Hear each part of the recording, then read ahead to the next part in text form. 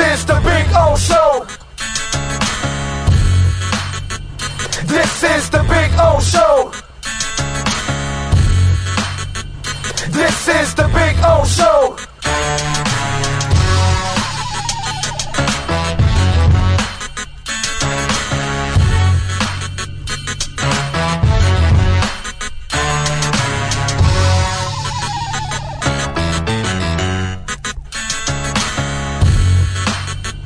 This is the Big O Show.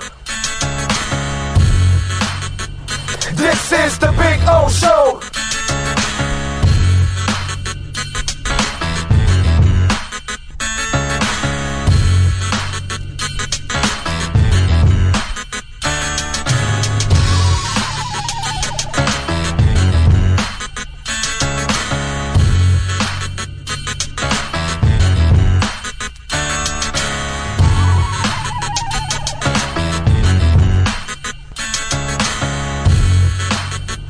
This is the Big O Show.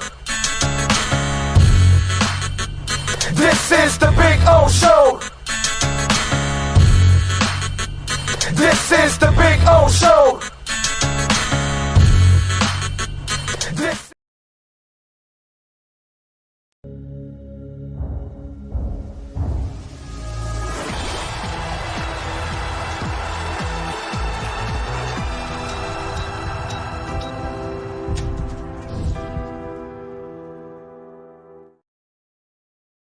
Just one place sold the most Acura models in the last 16 years. Acura of Pembroke Pines. Drive the new 2024 RDX, $419 a month during our 16th anniversary sale. For over 16 years, EJDconstruction.com has provided South Florida residents quality craftsmanship, accurate project management, and exceptional service. That's why EJDconstruction.com is an A-rated member of Angie's List and the Better Business Bureau. When you're looking for the right custom home builder for additions or home remodeling, please call my friend Eric at 305-433-4843. That's 305-433-4843 for EJDconstruction.com. We interrupt this program to bring you a special report. Miles an hour, that's a Category 4 hurricane. 3 deaths are reported in Florida after more than 24 were killed in the Caribbean. This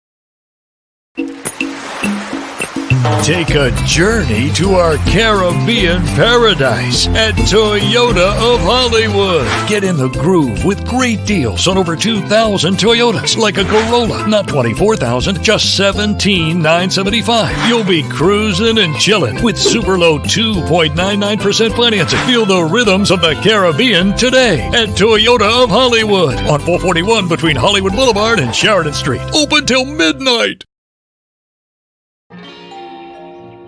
Great, you have a doorbell camera. Now you have a front row seat to your house getting robbed.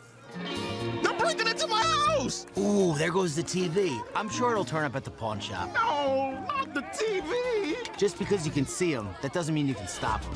With Flowens, you get 24-hour monitoring, a free home security system, and professional installation. Plus, free doorbell camera, one that'll actually work for you. Get out of my house! Get out of the house! Call 1-800-ALARM-ME. When presenting an award to an employee, athlete, executive, or fantasy GM, make sure you call Orvieto's Awards and More. For 35 years, these custom award specialists have been providing plaques, trophies, custom framing, while providing state-of-the-art laser and computerized engraving, UV printing, and glass crystal etching. They do all their engraving and printing in-house for quality control. Call Charles at 305-949-8098 or visit them at orvietosawards.com. Orvieto's Awards and More, where recognition is rewarding.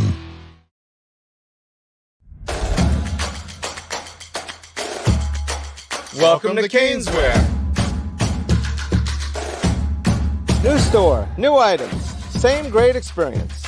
Family owned and operated since 2010, Caneswear has the latest merchandise from the Miami Hurricanes, Miami Dolphins, Florida Panthers, Inter Miami CF, and more. Come visit us at our store in Davie on University Drive, just south of 595, or online at caneswear.com. Caneswear, the spot Miami fans shop. Welton Rayom has more than 62 years of litigation experience handling insurance disputes. They're committed to resolving even the toughest insurance claims quickly. Call them for a free consultation. 954-966-4646. At Welton Rayom, they don't get paid unless you win. Property damage claims to your home, business, or condo as a result of a hurricane. Welton Rayom can help. Water, mold, fire, smoke damage, Welton Rayom can help. Call 954-966-4646. Just one place sold the most Acura models in the last 16 years. Acura of Pembroke Pines. Drive the new 2024 MDX, $469 a month during our 16th anniversary sale.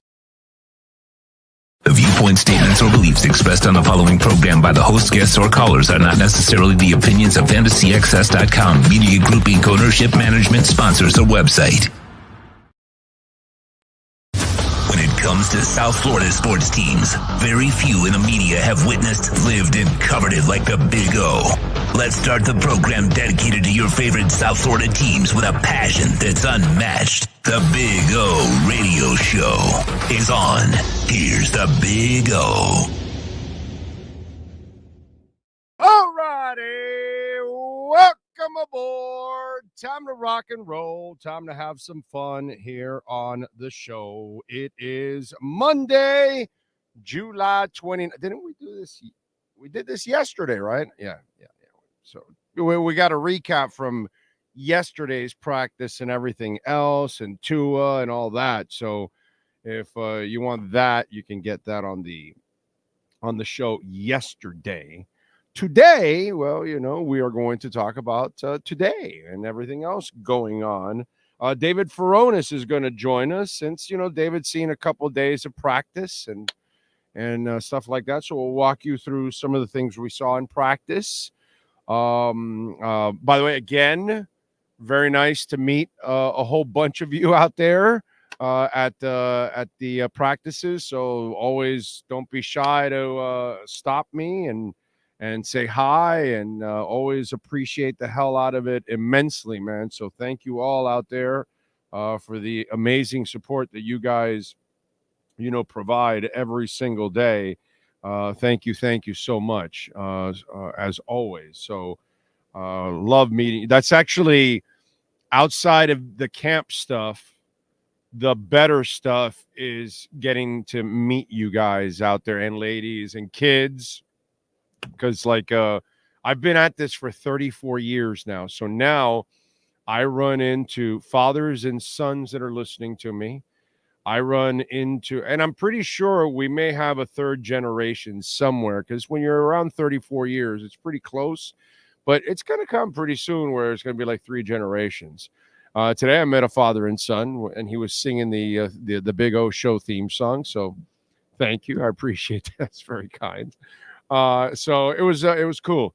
That, to me, that's my favorite part about camp, outside of actually watching the boys finally for the first time, it's really the chance where I kind of get to meet a lot of you that watch the show and all that kind of stuff. So I appreciate it immensely, man. So thank you very much, because that is very flattering.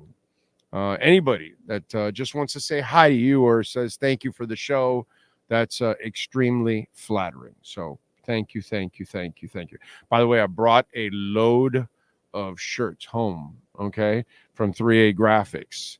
So we're pretty much going to be, the wife and I are working over the next couple of days here to start sending out all orders and bonuses in all orders, okay, that were sent in. All you folks that have been holding for a while, you know, those are the people that are going to get the bonuses. You know what I mean? And again, you can support our platform by visiting our merchandise shop. And Sean, of course, show them the billboard. You can use that QR code to get to it. Shirts, hats, all kinds of stuff. Dry Fit, 305, blind ass fan shirts, Bitcoin. We got a little dip here. We thought we were going to get a pump maybe, but nah, you know, it's been going up since July 5th steadily anyway.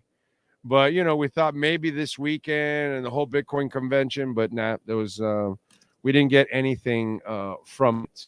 You know what I'm saying? But anyway, so there's the merchandise. You can hit the QR code. The link is also on our YouTube page. The link is also on our Instagram page. So many different ways you can reach out. And we put it somewhere on Twitter too and all that kind of stuff.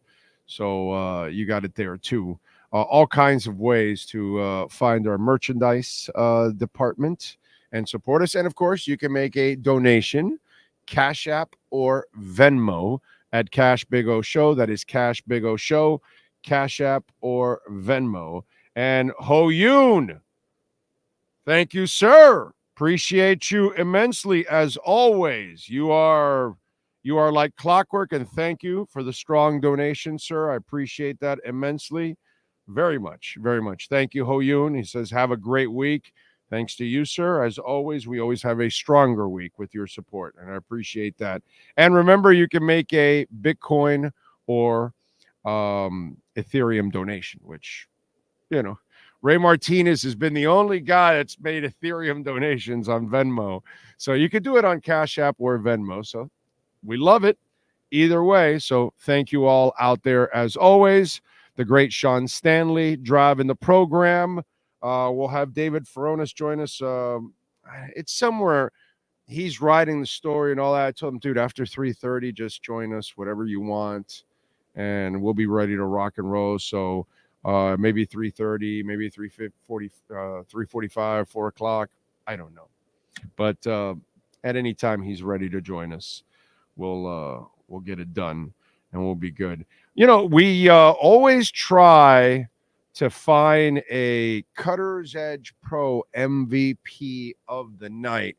And I feel like I'm not going to get a lot of opportunities to mention this name at this moment, because this is one that kind of goes under the radar.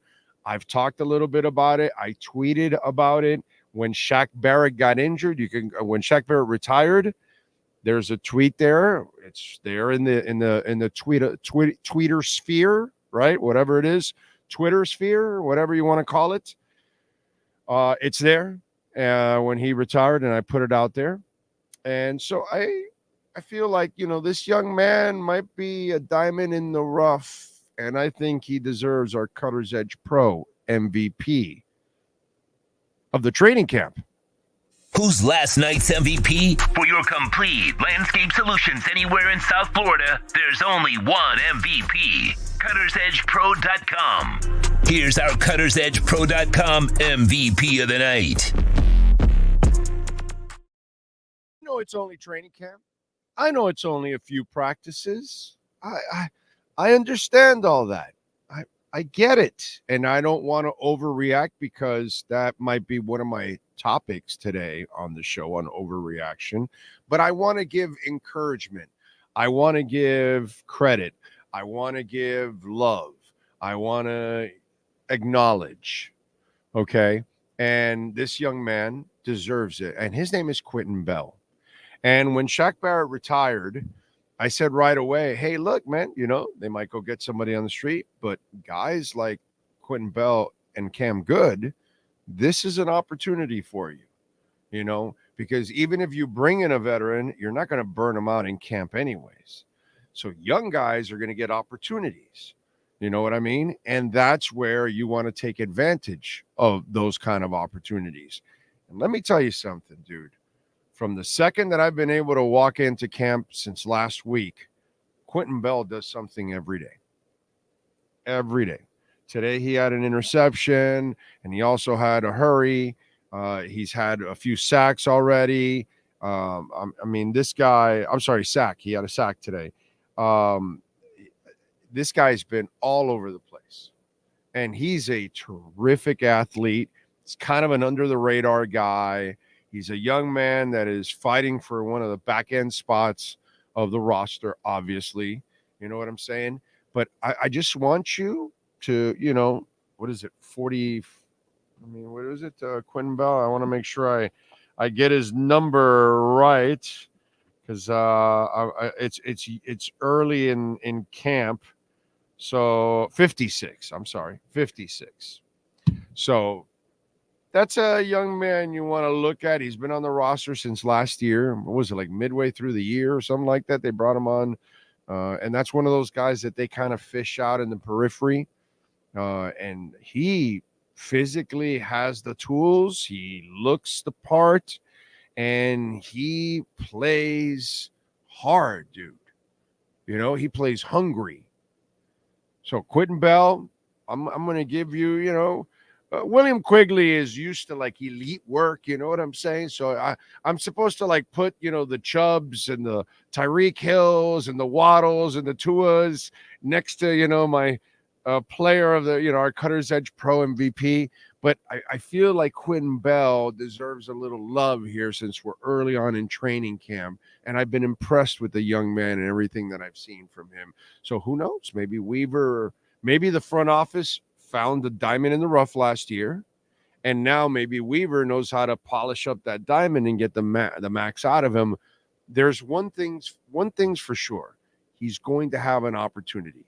You have older players and you have injured players. You don't want to burn out either one.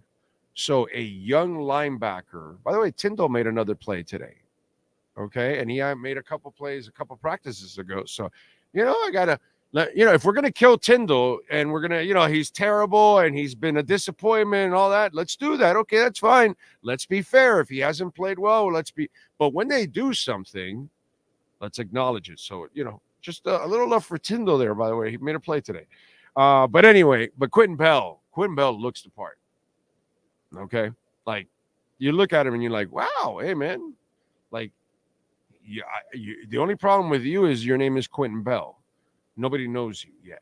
So, now's your chance to force us to get to know you. You know what I'm saying? And I want you to get to know Quentin Bell, just like I want you to get to know William Quigley and Cutter's Edge Pro. Tree trimming and removals, landscape design, irrigation, the synthetic turf. Oh, my God. We've had these storms lately. They come in, they go. It drains beautifully. It is easy to maintain. I've had it for 2 years now, and it looks exactly like the day it was installed. Not one blade of grass has gone through it. That's amazing, and that's because it's well installed. I already told you about a friend of mine that tried to do, he went the cheap route. Oh, I could get it 20% cheaper. Yeah, well, there you go. Now he's in litigation because there's grass growing all over it. So, whatever, dude. Listen, call the people that do it right so you don't end up in litigation, so you don't end up with, like, terrible work. You buy trees, and they're, like, little skinny trees. The Sylvester palm we bought was a nice, healthy tree right from the get-go, and that's what you want, too, at the same time. You want quality. You're going to pay for it. You're going to get quality. You're going to get great work. That's going to last you forever. Look at that. That thing's been there for 2 years. Nothing whatsoever. It is perfect the entire time. And it's 4 dogs. Okay? 4 dogs constantly on it every single day. So it is freaking amazing. Cutter's Edge Pro. You're going to love it. You don't have to, waste your money Watering and cutting the grass. That's a lot of money in the long run. That's why I've been 2 years of that. Starts adding up. 2 years of not watering or cutting the grass. That's pretty freaking good, man. All right. Cutter's Edge Pro, 954-472-0622. That's 954-472-0622. Cutter's Edge Pro.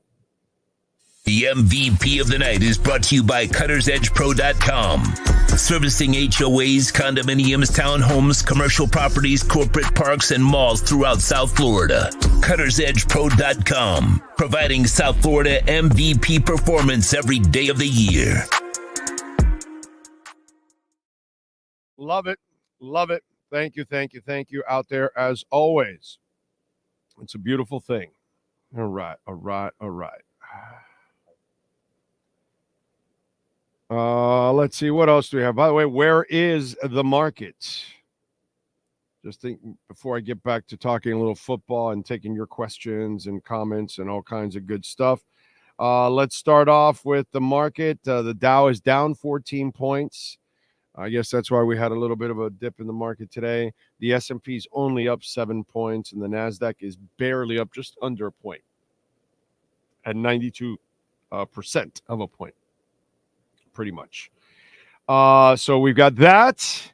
And on the crypto side, just to give you a little breakdown there, Bitcoin is at 67,372. It peaked at 69,812 at 8 a.m. today, and then dipped all the way down to 66,952 at noon, and now it's up to 67,372. We probably had some selling. Although Kamala Harris has met with Mark Cuban about crypto. She has reached out to to Silicon Valley. Okay. And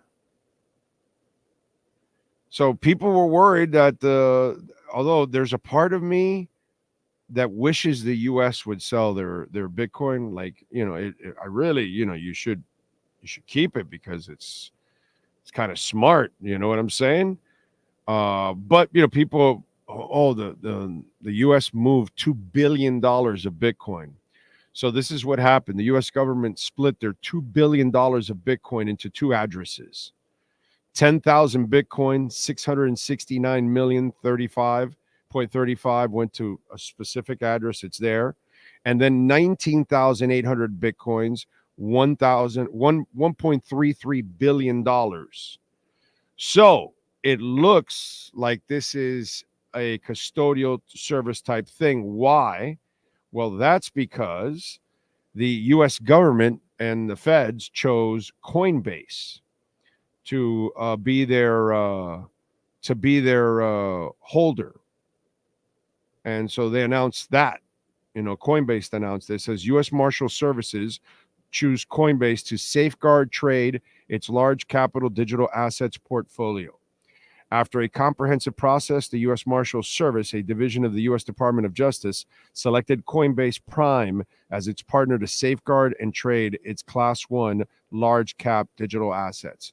So we don't know what they're going to do, but if you're reaching out to Mark Cuban, if you're reaching out, because you've got to differentiate yourself from the old man. The old man didn't do any of that shit. And so I don't know if she's puts it now, moves it to an independent wallet and not the wallet that they were using to sell it, and they're going to use it as a reserve. That's a start. So it's pretty cool. It's pretty cool. Like 4 years later, it's a major topic for the presidency on both sides. But either way, what I like is that both sides are coming to my side. So you either come on board or you get run over. One of the two. You know what I'm saying? So both of them are coming on board. So that's actually pretty good. And she has to kind of differentiate herself. We'll see. We'll see what happens. Anyway, we're just waiting, man. It's just a matter of breaking through the early 70s. The 73.3 is the record.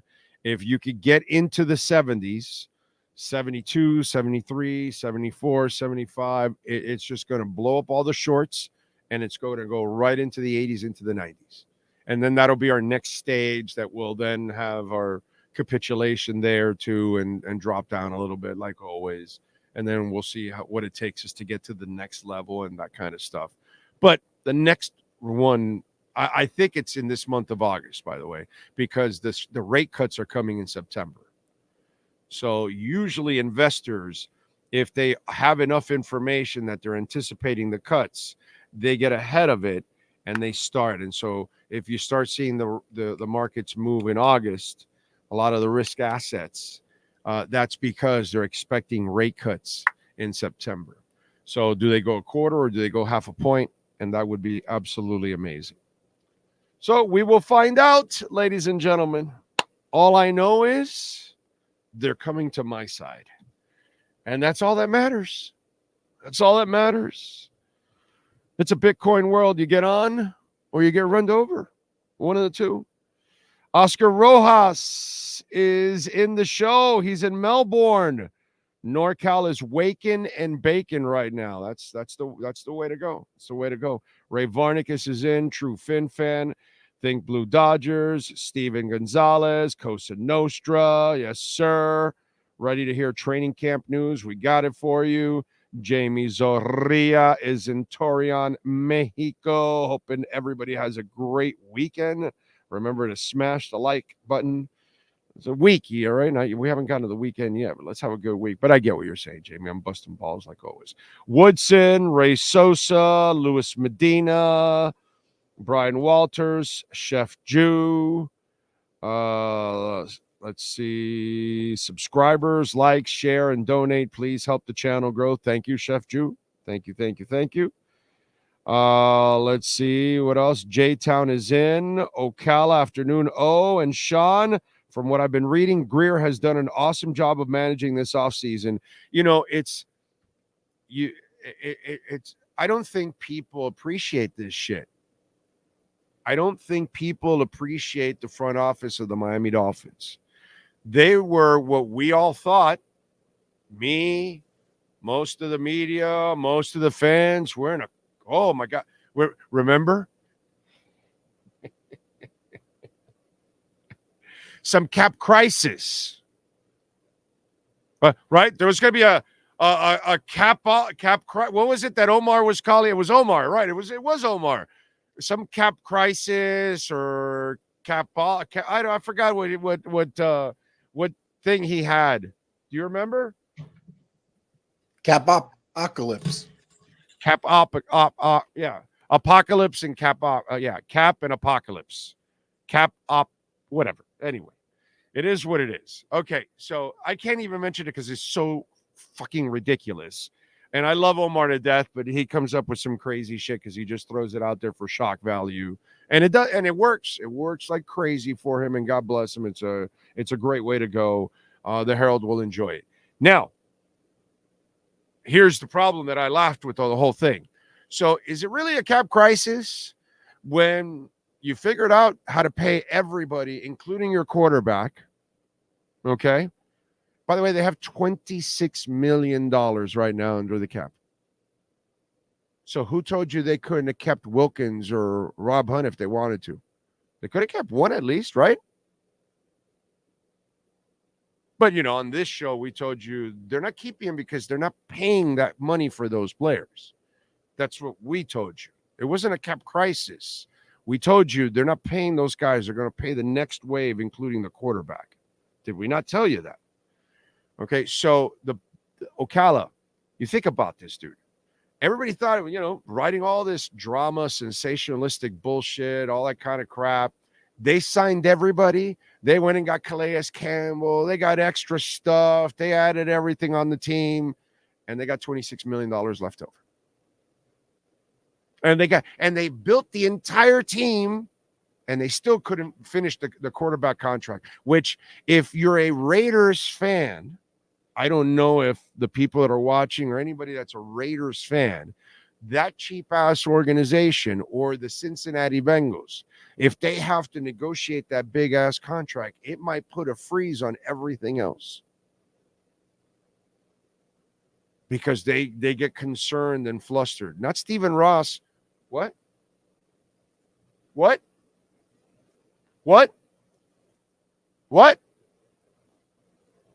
Some of these people, you guys, I think you think that Stephen Ross flinches at writing these checks. This is nothing to him, dude. This is a billionaire. He's used to dealing in the other digits, not in these digits. This is shit, dude. It's nothing. Oh, we got to give him a $50 million bonus. That's here. That grab it. It's in my ashtray. You know, it's I love how people make it out to sound like Stephen Ross is, you know, oh, this is a real tough decision for Stephen Ross.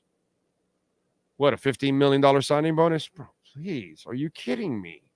This guy built an F1 track just like nothing. Oh, we need bridges and tunnels for my state. No problem. It's all good. Oh, we want to improve the streets. No problem. Let's go. Oh, we need a roof. Let's go. We want to bring national championship games. We want to bring the Olympics. We want to bring world-class soccer. We want to bring.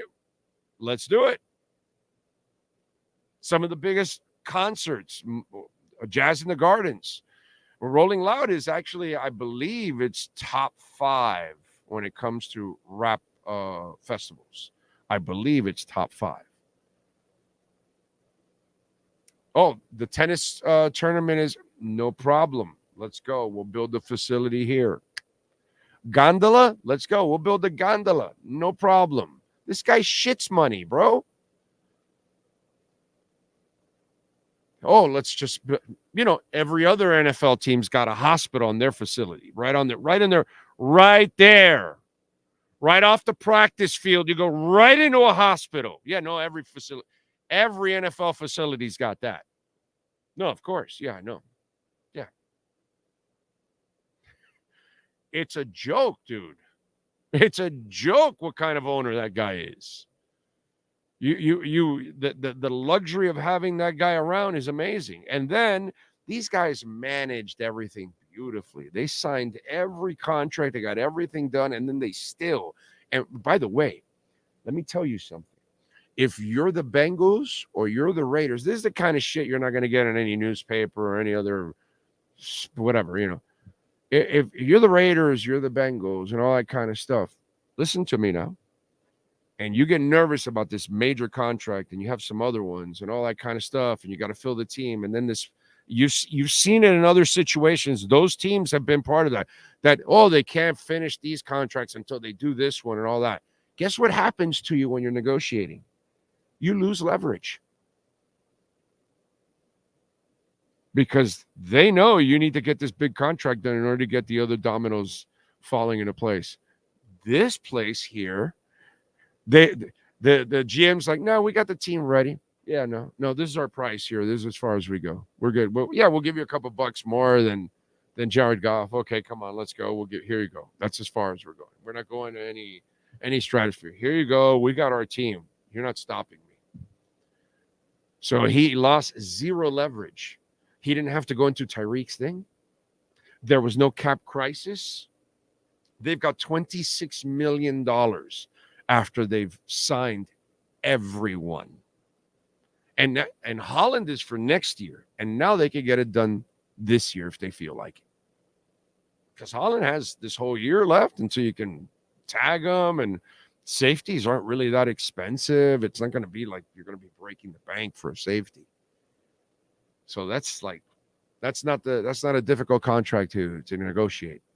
You know, by the way, in fact, again, shit you're not going to get anywhere else. Because of all the injuries and all the effed up situations the last 2 years, it's hurt Holland. It's not his fault. He's way better than what you've seen the last 2 years. But because of his injuries last year and the year before, it was a mess in that secondary. Everybody was gone. It was just, mess. Now he gets to play, but since he doesn't have those stats out there, if you negotiate now, you can probably get a little bit of a bargain. If you wait towards the end of the year, which he's going to have a monster year, So if I'm Chris Greer and Shore and company, hey, I don't want to do their job and I don't want to tell them how to do it, but I'd be signing that mofo before the end of the first month of the season. I'd have a contract so that way I don't want to wait to the end of the year when he has a Pro Bowl year and he's going to jack me up even more for money, to be quite honest. But again, where was the cap crisis? What? I heard like some I watched it. That's what it was. I'm on YouTube a lot, right? And so I see CBS comes out with their insider, this, that, and the guy comes out reporting the Miami Dolphins. Well, the Miami Dolphins, they lost Wilkins and Hunt because they couldn't afford them, and I'm like, no, dude. See, that's why you're really not an insider. You couldn't find your asshole with a funnel. They chose not to sign him. There was no plan ever to sign those guys once their price got out of control. But you go ahead and, it's sensationalism and drama at its finest. Well, they couldn't afford them. They must have mishandled their situation. No, asshole, they've got $26 million left over. But no, you go ahead and, it sounds great. Sounds great. Just, lie to the people out there because they don't care. There's no credibility whatsoever. So let's just lie to people. It truly is amazing to me how we just flat out lie to people about what's going on or what when you're a little nervous to say you don't know. It's all right to say you don't know something. It's the weirdest thing. So that's how amazing it is, Ocala Joe. They got everything done. And all that crap about cap crisis, where? Where was it? Please help me. Where was it?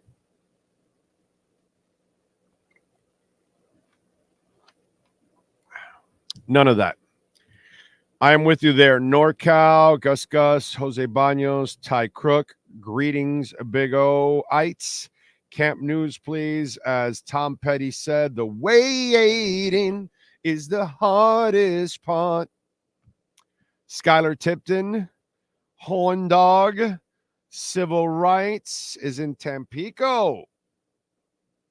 Rosendo, may your heart be light, your mind be at ease, and your spirit be lifted by the goodness that surrounds you. Thank you. That's very nice of you, Rosendo. Lisa Rose is a happy Monday gal. Louis Beltran, Jack Vogler, Alex Palenzuela, George Grass, Ragin is in. Thanks for all the extra work. Thank you, Giovanni, for the support. I can't do it without your support. Sean can't do it without your support. We can't survive. We can't travel. We can't cover without your support. So appreciate you all out there immensely. Eric Simon, what's up, everybody? Thanks for the crypto tip today at Camp O and learn more every day. Oh, there you go. That's right. Now I'm putting the face and the name and okay. Now you got it, bro. Anytime you need it, I'm there, Eric. Brett, appreciate you, Big O, for taking the time to talk. Always a pleasure to chop it up and talk Dolphins football. Yes, Brett, saw you today also. Thank you, sir.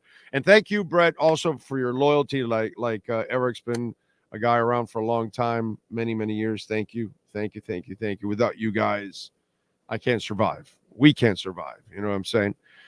And enjoy what we do. Stephen Harris is in. True Fin fan.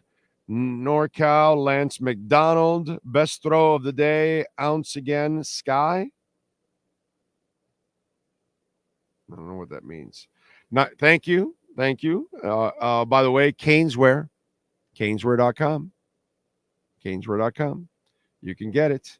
10% off, Big O10.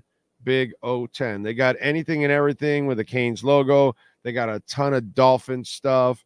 They got messy jerseys and hats and shirts and stickers and flags and Inter Miami. And if you want Marlins,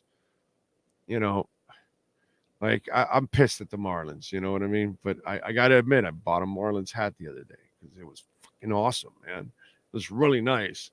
So I said, one day, if I'm styling something that's this color, you know, because I like to wear my hats, maybe I'll wear it. You know what I'm saying? So I have it there stashed. I should show it to you on a break.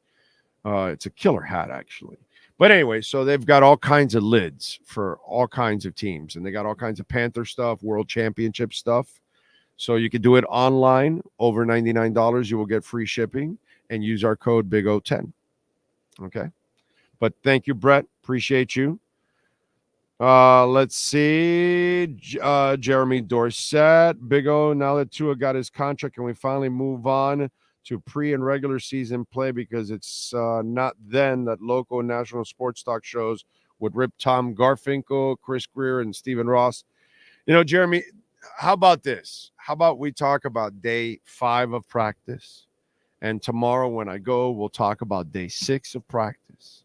You know what I'm saying? And then eventually we'll talk about game 1 of the preseason. You know, let's not get ahead of ourselves. Let's wait till people actually, you know, play well, like Quentin Bell has been playing well. You know what I'm saying? Let's talk about what's actually going on. You've been programmed to almost create sensationalism and drama already. Let's just stay in the moment. Why don't we? Let's just live in the moment, Jeremy. That's all. Right here. Right here is fun. It's good. It's good.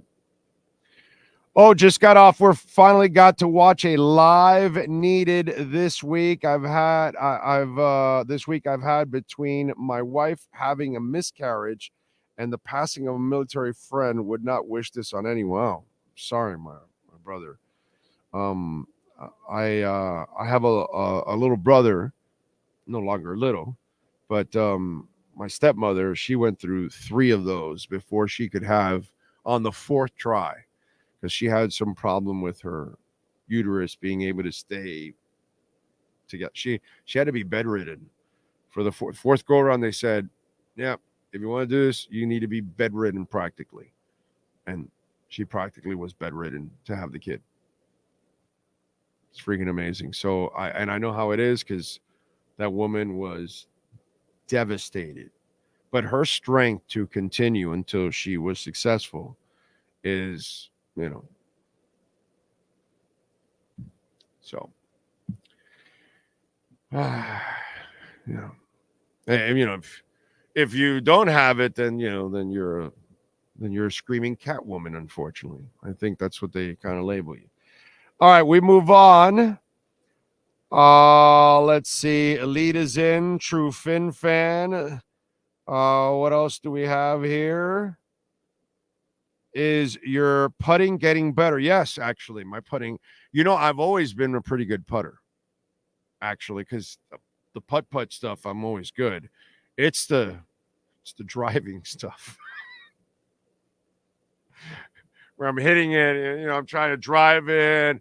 And, you know, I'm a big guy. I'm 6'2", usually well over 250. Usually I'm 270, 280, 290, no longer. But, you know, but still, you know, I put some power behind it, you know.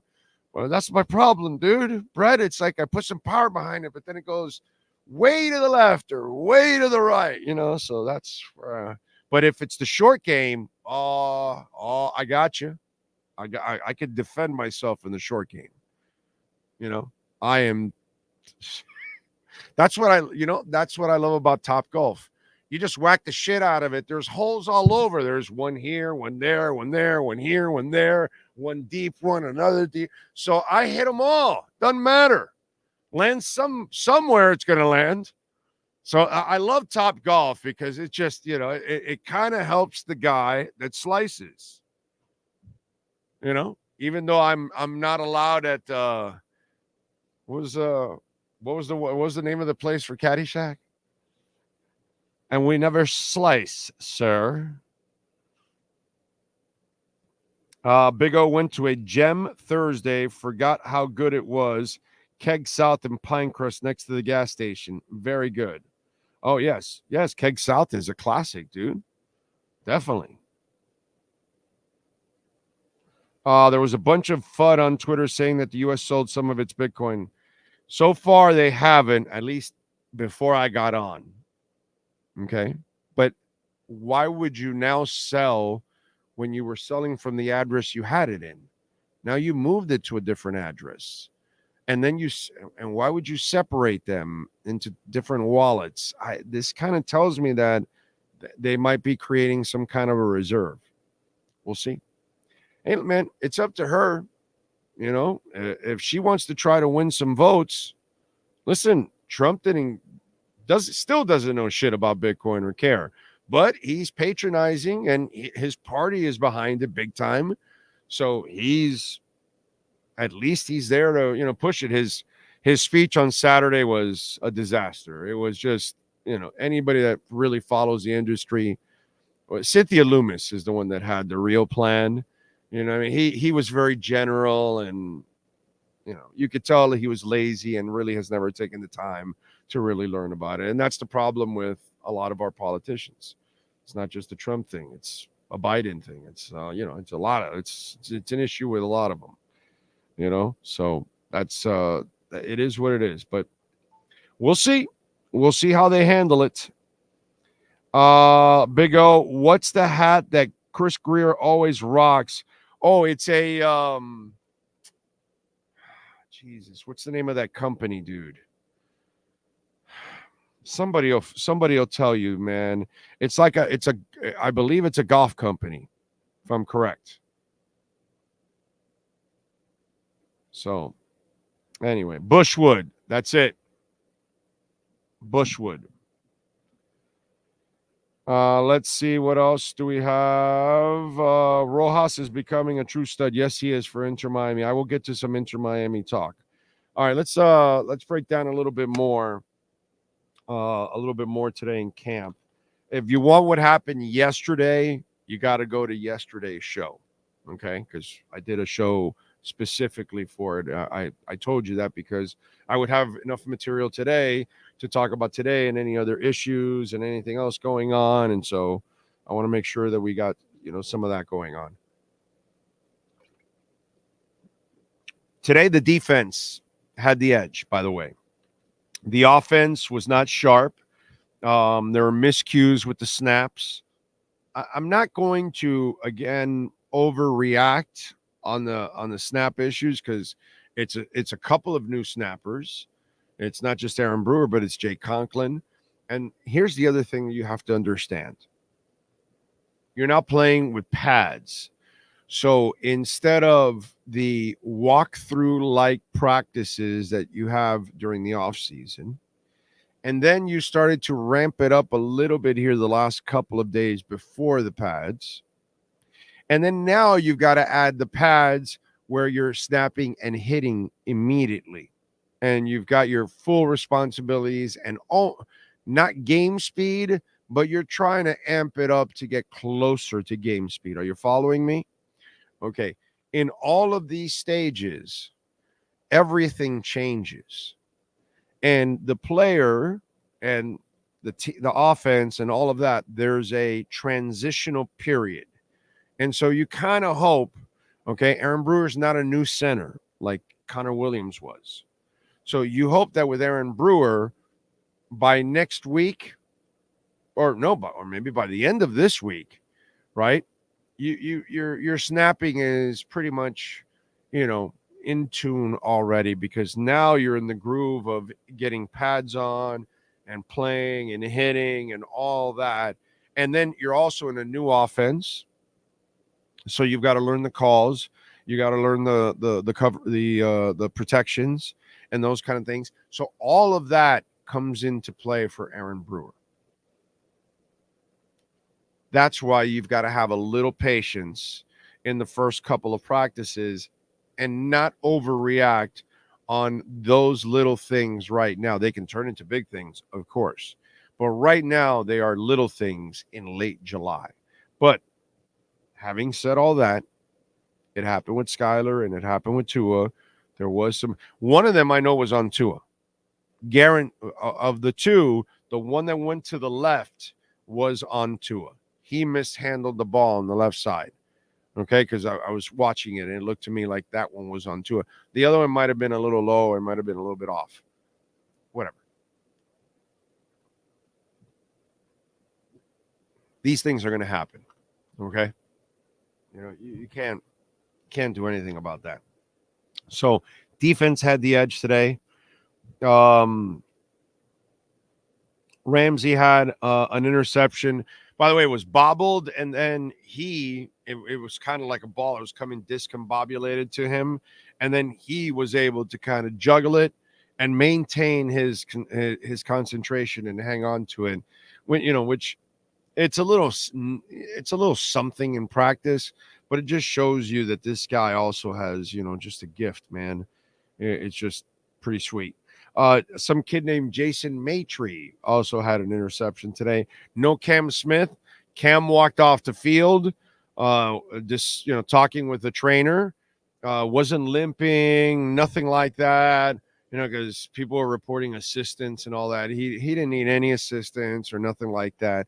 But we don't know how serious it is, or maybe it's not, or I don't know. But at least today, no Cam Smith. Jonnu Smith also didn't practice. He practiced the day before. Teron Armstead did not practice. Fuller didn't practice. Walker, Ahmed, Azukama, Calais. I think I said it yesterday that Tyreek didn't practice yesterday. And what they were doing was, all right, let's not wear him out. So let's not practice him these 2 straight days. Let's hold him out on Sunday, and let's use him Monday for the pads. Where Calais, it was the other way around. Calais, they had him practice on Sunday, and they don't need him the extra work in pads because that's more work for him because he's carrying those stinking pads at his age. You don't need that. You just need mental reps for a guy like Calais. So they did the reverse.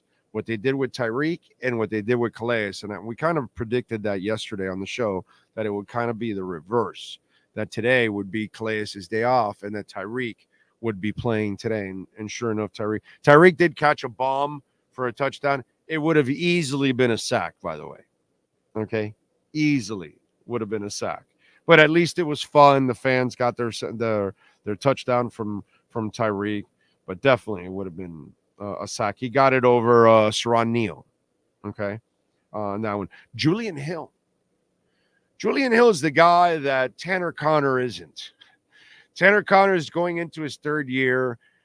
Screwed up again today. Still doesn't really take advantages of the few opportunities. Whereas Julian Hill has actually shined more in his opportunities. Today, a slightly bad pass, but he one-handed it on his way out of the sidelines, which was really, really cool. It was going to the left side of the field, and he one-hands it before he gets into the sideline, before he hits the sidelines, corrals it, and it was a hell of a play by Julian Hill. And this is a guy that has shown. And remember, they went and got Jonnu Smith, and they brought Fortson, and so that room is really crowded right now. Fortson had a drop. You can't screw around here. You're not going to. Smythe is already on the team. Okay, didn't have a great day today, but you know what he is. He's kind of that backup guy. He's really a good number 2. So you've got Jonnu, your number 1. You've got your number 2. And then that's where Julian Hill comes into the mix, and then some of these other guys. Connor, Fortson, all that kind of stuff. So how it shakes out, I don't know, but I'll tell you this. Julian Hill is, I think a lot of us as Dolphin fans, he's been the guy. Last year I told you that he would make the team. Remember, he was one of my sleepers to make the team. And I think here's a guy that started off with the pads in a positive way today with that one-hander. And I thought that was actually really, really cool, overall. I told you about Quentin Bell, some of the sleepers in camp. Neville, by the way, Gallimore had a sack today. That was cool. Chop has been playing really well, man. Chop has some moments. His explosiveness off the ball is special. I'm not telling you he's a special player. He could be. I hope so. I pray. Miami needs it badly. I hope he turns the corner like next week. You know what I'm saying? But the one skill set for a defensive lineman is to get off the ball. And when you have that, that is such a weapon. You know, Jason Taylor had that. Dwight Freeney, you know, has that, you know, that kind of stuff. And it gives you such an advantage. It allows you to put the defender off, the offensive player off balance too.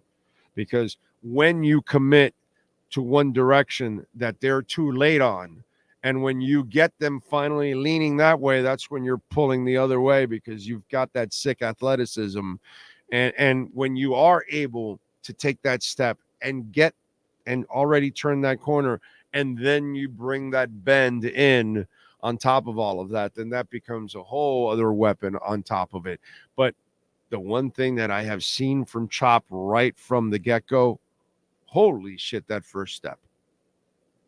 He is explosive, and he gets into the backfield. Now, there's the hand game, there's the power, all those things that he's going to have to learn, because as you do that, then comes the next steps. You know what I'm saying? So, but nice first steps for Chop. Nice. The Gallimore guy, as I told you all off season, I have somebody in Dallas that loves Gallimore. And he told me he'll be in the rotation. He told me, I don't know if he'll start, but he has talent to be in an NFL rotation as a tackle in this league. That's how he put it. So we'll see. But Gallimore also, you know, showed up. And that's one thing that they did. They took a fishnet approach and signed a whole bunch of defensive tackles. And that's going to give Coach Weaver an opportunity to assess that as he plays all these guys. It's pretty cool.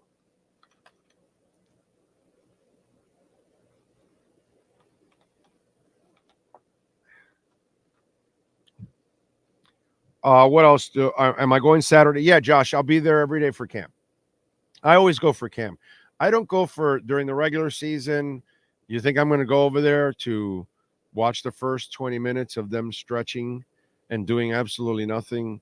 I don't follow that bullshit minutia. You know what I mean? I don't really need to anyways. We get enough stories and insight on this without doing it. But this allows me to actually watch real football. And at least it gives me not a great feel for the team, but it gives me a little feel for the team. You know, the practices nowadays it's lightweight practices, but I love it, Josh. You know, at least I have some football. You know what I'm saying? And great opportunity to meet like a lot of the Dolphins fans that watch the channel and support the hell out of the channel, like you and Alexa.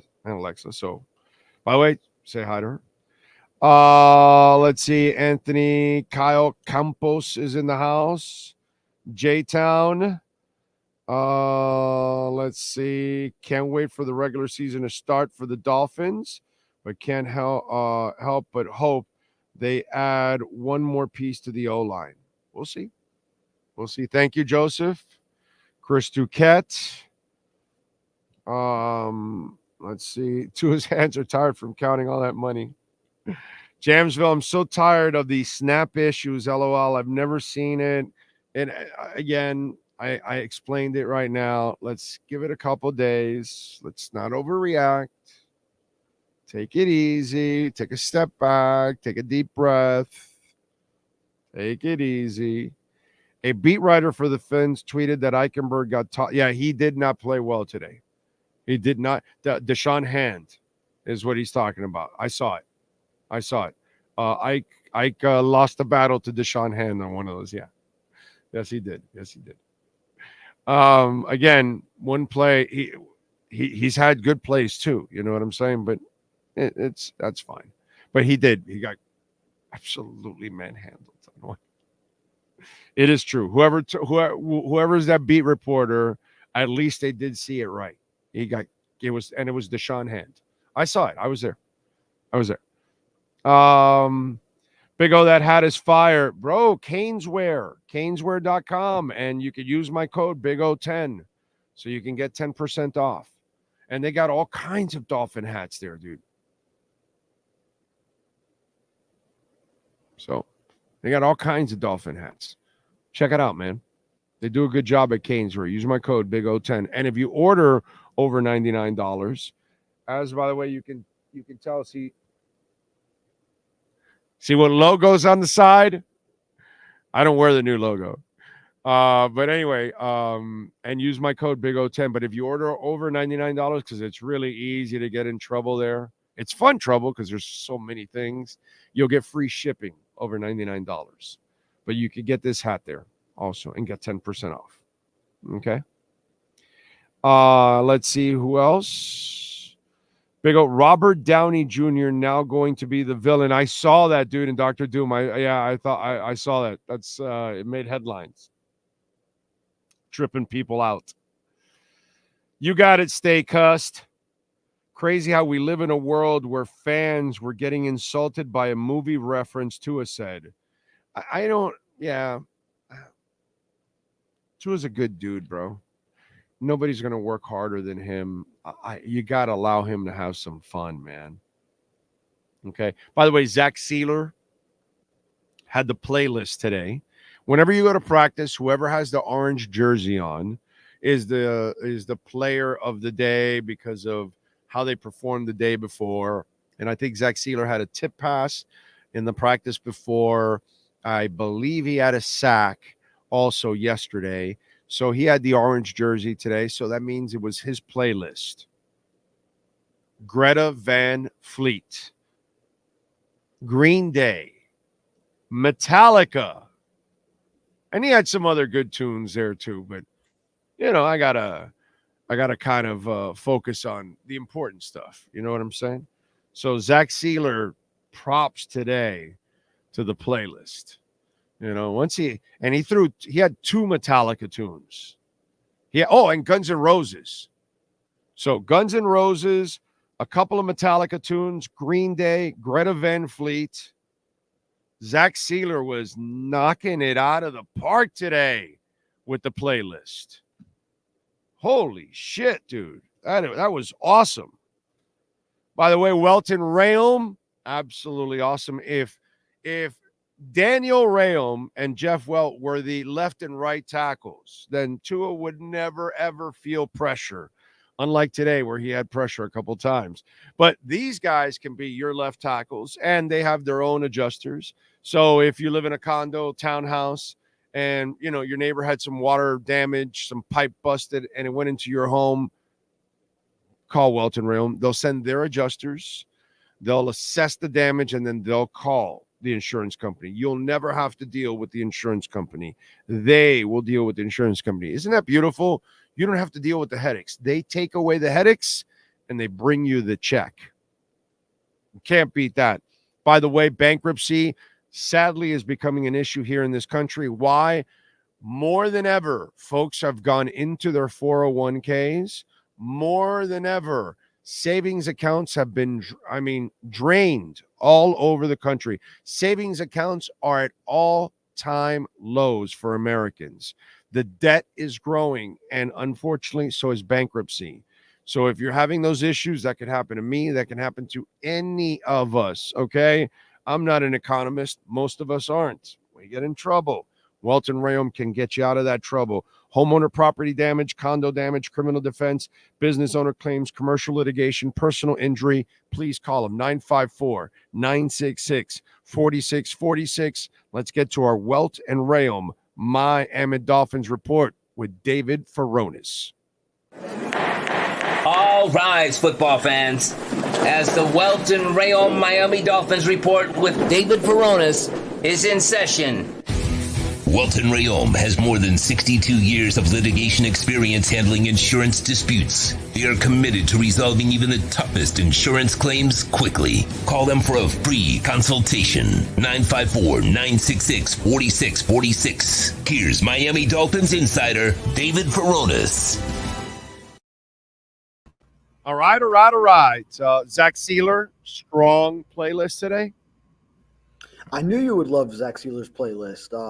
And he had some variation too. So it wasn't just he had some rock, some country, but then also like threw in a little bit of like early 2000s hip hop. So So he had a little something for everybody. I thought it was strong. I gotta say. I mean, I gotta bring it. Not a lot of mumble rap. I was gonna say, yeah. I mean, even me, I don't do the mumble rap. Old school hip hop is my genre. Yeah. Wow, you don't do mumble rap. You're the mumble rap generation. Oh wow. I don't do all that. That's a generation younger than me, or maybe I'm kind of like just missing it. But don't get me wrong, dude. I like Kendrick Lamar. He's not fucking mumbling. Oh, but he's not mumbling, right? So he doesn't fall into that category. He's a lyricist. I love Lupe Fiasco, dude. I saw him at the Revolution Live, and his freestyling was absolutely off the chain, dude. And by the way, his girlfriend that was standing side stage. If you want, go to my Twitter page, Big O Show, and put Lupe Fiasco. And I was right next to the stage across from her. So if you want to check it out, it's there, I'm sure, on Twitter. When was that? Huh? Oh, God, this was pre-pandemic. So I want to say 5-6 years ago, something like that. Okay. Yeah. I remember like middle of the 2000s decade to the late, that 2000s before 2010. So like 06, 07, 08, 09 era. He had some jams. What's the name of the one that my daughter loves? J. Cole. Okay, J. Cole. Yeah, he's strong. I have several of his songs in my liked songs playlist. Okay, there's talent out there that doesn't the mumbling shit. It's just like, hey, my God, I don't know where that is skill, to be quite honest. But anyway, no mumbling, and great job by Zach Sealer today. So I thought that was awesome. All right, so let's first of all, I haven't talked to you yet on the whole Tua thing. So let's get to it. You were at the press conference yesterday with Tua and little Tua, right? So it's almost like we have our own Goku now, right? Like, you know what I'm saying? So now we have one like that with Tua's son. Now we have a new Goku there. So talk to me about the family and the press conference yesterday. I thought that was super cool, dude. Very cute. Very cute. Yeah, that was good. Definitely. That was good to see that side of Tua. He doesn't open up a lot in the public eye. So you see his family in that setting. You see him with his kids. Ace obviously took over the show. He decided he has free range in that press conference room to do what he wants, as he should, because his dad is the quarterback of the franchise and the highest paid employee in that building. So earning a franchise record contract extension. So his dad runs that building now, so he can do what he wants. Granted, owner Stephen Ross still has a bit more wealth than Tua, but as far as contractually on the team now, Tua is set, and it's great to see, because those are the people that he's helping, that they are now set for life, his wife, his kids, because Tua has done this for himself at the NFL level, at the professional football level. So through the game of football, and he was reflective on his father, how hard he pushed him, and how that got him to these levels, where when he reminisced on being a kid, and that when he had a bad game, his father would take him straight to a passing academy, a passing camp, in his pads, in his uniform from that game. He would go straight and have to practice some more, because he didn't have a game that was up to par. So you just see it all come together for Tua, reflecting on his journey to get here, and then how that led him to being this top prospect that eventually gets to Alabama. Top draft prospect. He's gone through the injury troubles, and then the first 2 years under Brian Flores made it difficult for him. Mike McDaniel helps him turn it around. The presence of Tyreek Hill, this offense that he's in, and just sort of being that perfect fit for this offense, and just seeing it come together for really a guy. He's a great guy. Yeah, no, I'm with you. And yesterday,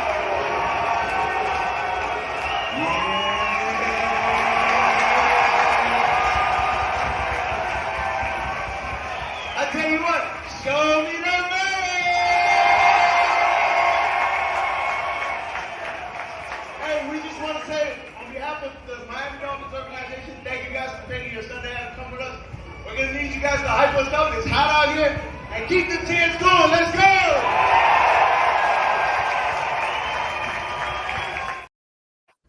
So that became a little bit like everything Tua. Everything Tua becomes a controversy. And so for some people, they were turned off by that. And my explanation, before you answer it, was if Jimmy Butler does that, yeah, I'm pissed, dude, because, okay, now they gave you the money and you've been hanging out for 2 years, not trying in the regular season. Es un decaro, as we say in Spanish. You know what I'm saying? So if it's somebody lazy that then gets rewarded for it, then, you know, and then you're kind of laughing, James Harden or something. I don't know, Preston Williams or something. I don't know. Just think of anybody lazy that whatever and all that. I could understand you being pissed. But a guy like this who takes everything serious and is one of the most dedicated people I've ever seen. Think about how many people blow out their hips and they're ready to be slammed by Michael Brockers 10 months later. Not a lot of people are ready to do that. You know what I'm saying? So it takes some serious dedication to do that. I don't mind him letting loose a little bit and having some fun because I know it's not going to lead him.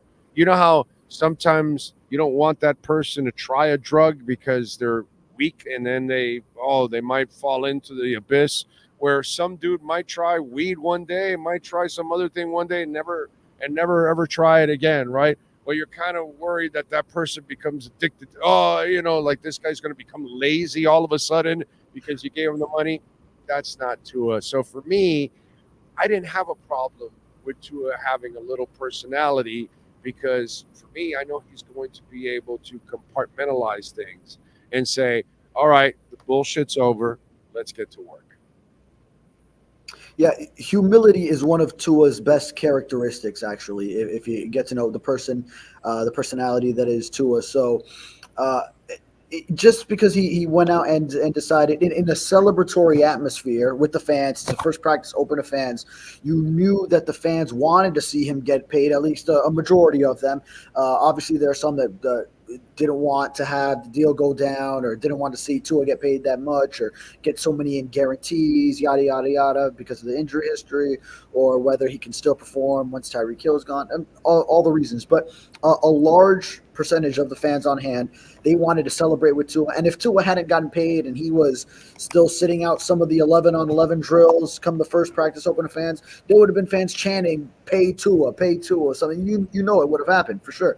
So it comes the day after or days after the first practice open after Tua scores this big contract, and Tua's up on the mic to talk to the fans, give them a word, hype up the crowd. So, of course, this was right down the alley of what you would want to see him do, and it just adds on to how he has really come out of his shell over now several seasons, because we started talking about this 2 off seasons ago when Mike McDaniel got here. So now you just see him continue to grow into just being comfortable and being himself and in his own skin in front of this fan base that has embraced him so much. So you love to see it. You love to see that Tua decided to celebrate in that way and to show me the money. Sure, yeah. At its core, it doesn't sound like I'm talking about his humility, and it doesn't sound like a humble thing to do after you just scored big cash. But it was even, he told us in the press conference afterwards, it was his own quarterback's coach, Darrell Bevell, egging him on to say that. I think he didn't even know the Jerry Maguire reference. I don't even think he was privy to it. Darrell Bevell was egging him to try to get him to say that to the crowd, daring him, and then Tua just ultimately came around to say, all right, I'm going to do it. I think he didn't want to do it originally, and then he came around and said, you know what, screw it. I got paid. I'm going to celebrate with my fans. By the way, he didn't want to do this. Why he did that, this has zero to do with it. But indirectly, it's kind of an FU to the haters. Like, yeah, I'm here. I didn't quit, asshole, after a couple of concussions, and I got paid. So I'm here. So the people that thought he should quit, the people that thought he shouldn't get paid and all that, So it's a great way for him to kind of stick it to those. Not that he was. That's why he did it. He did it to have some fun with his teammates and have some fun at that moment with Coach Bevel and all that kind of stuff. That's what he was doing, the innocent stuff. But, you know, if you really look at it on the other side, it is kind of an FU to the people that keep doubting him and saying that he should have quit 2 years ago and look where he's at now, or that, hey, he wasn't going to be good enough, we're not going to get a contract.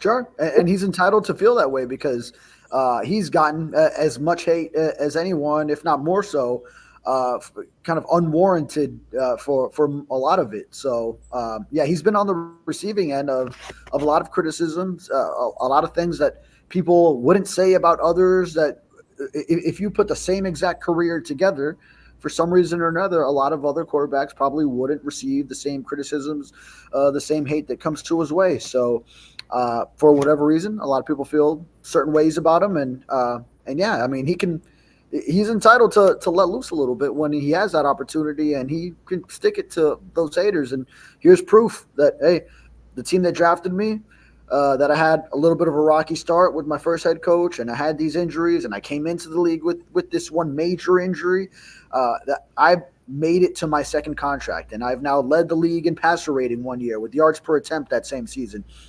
Also led the league in passing offense, my second, or the second of those years under Mike McDaniel, fourth season in the NFL. And it landed him a contract that now puts him above that $50 million plateau. He's one of 7 and then 8 because Jordan Love got it shortly thereafter. And also financial security for himself and his family after, yeah, it wasn't that long ago. A lot of people were clamoring that he should just let the career go because of these multiple concussions. Goes 1 year without any injury issues, and now he scores a big contract. So it happens to a great person into it. Yeah, imagine if Sidney Crosby also quit early on in his career when he had several concussions too. It's just, you know, like, come on, man. You got to be a fighter in life, bro. Life is going to kick you in the ass, and we all know it. It kicks us all in the ass one way or the other, and we got to, you know, find a way to respond. All right, so we know that Chubb and Phillips, you know, it's going to take them a little time to come back whenever they come back and all that, and gradually they'll be brought back. Agba has actually had a good camp so far, but again, there's no surprise there. I think we all think he's a good player and he's going to help out. Calais Campbell, I don't need to see anything here that I'm going to learn anything from Calais Campbell. So we want to learn from others, okay? What are you learning from Chop? What are you learning from Kamara? Talk to me. Yeah, I mean, Chop has had several good practices, and it was Sunday's practice, the first one open to fans. He had back-to-back plays. Actually, I think it was 3 consecutive where he got around Patrick Paul. So a little rookie-on-rookie crime there, but Chop Robinson winning those early matchups.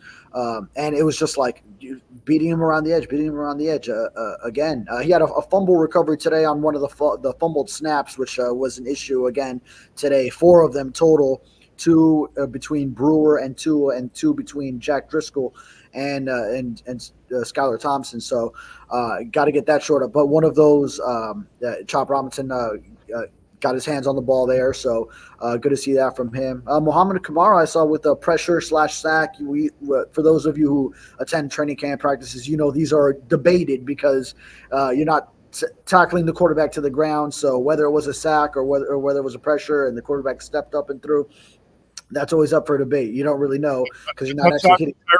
The touchdown to Tyreek today, that really was a sack, actually. You know, it's just, you know, whatever. But it's up for debate because you don't register the actual sack until the quarterback is brought down. So, but yeah, all those plays. And one guy that's been impressive is the undrafted rookie out of UCLA, Grayson Murphy. He's been coming around the edge, looks strong in pass rushing, and maybe if he can contribute on special teams too, that he could earn himself a roster spot, especially on a roster that needs some edge rushing production early in the season as Phillips and Chubb come back. All right, so then when Shaq retired, I tweeted out right away. I said, okay, you know, they may make a move for free agency, but this is an opportunity for 2 youngsters in Quentin Bell and Cam Good. Cam Good comes back. That's the other guy for me that has been flashing practically in every practice is Quentin Bell. I like what I've seen from the young man, actually. Yeah. I should have mentioned him too. He's right there with Murphy, and yeah, he's been, among one of the top. He's been better than Murphy, actually. I think he's been better than Murphy. Oh yeah, and he was on the practice squad as a key player to the practice squad last year. In fact, if you watch Hard Knocks, then there was one the first episode actually. He was emulating Max Crosby of the Raiders. He was the one that was doing that. So played an integral role in some game planning. That was a nugget that we got out of Hard Knocks last year. And he's taking that. Oh yeah. Yeah, man, dude, good athlete, bro. Yeah, really. Go ahead. I'm sorry. So there's some options there, and you brought in Agba, who started off camp on fire as well.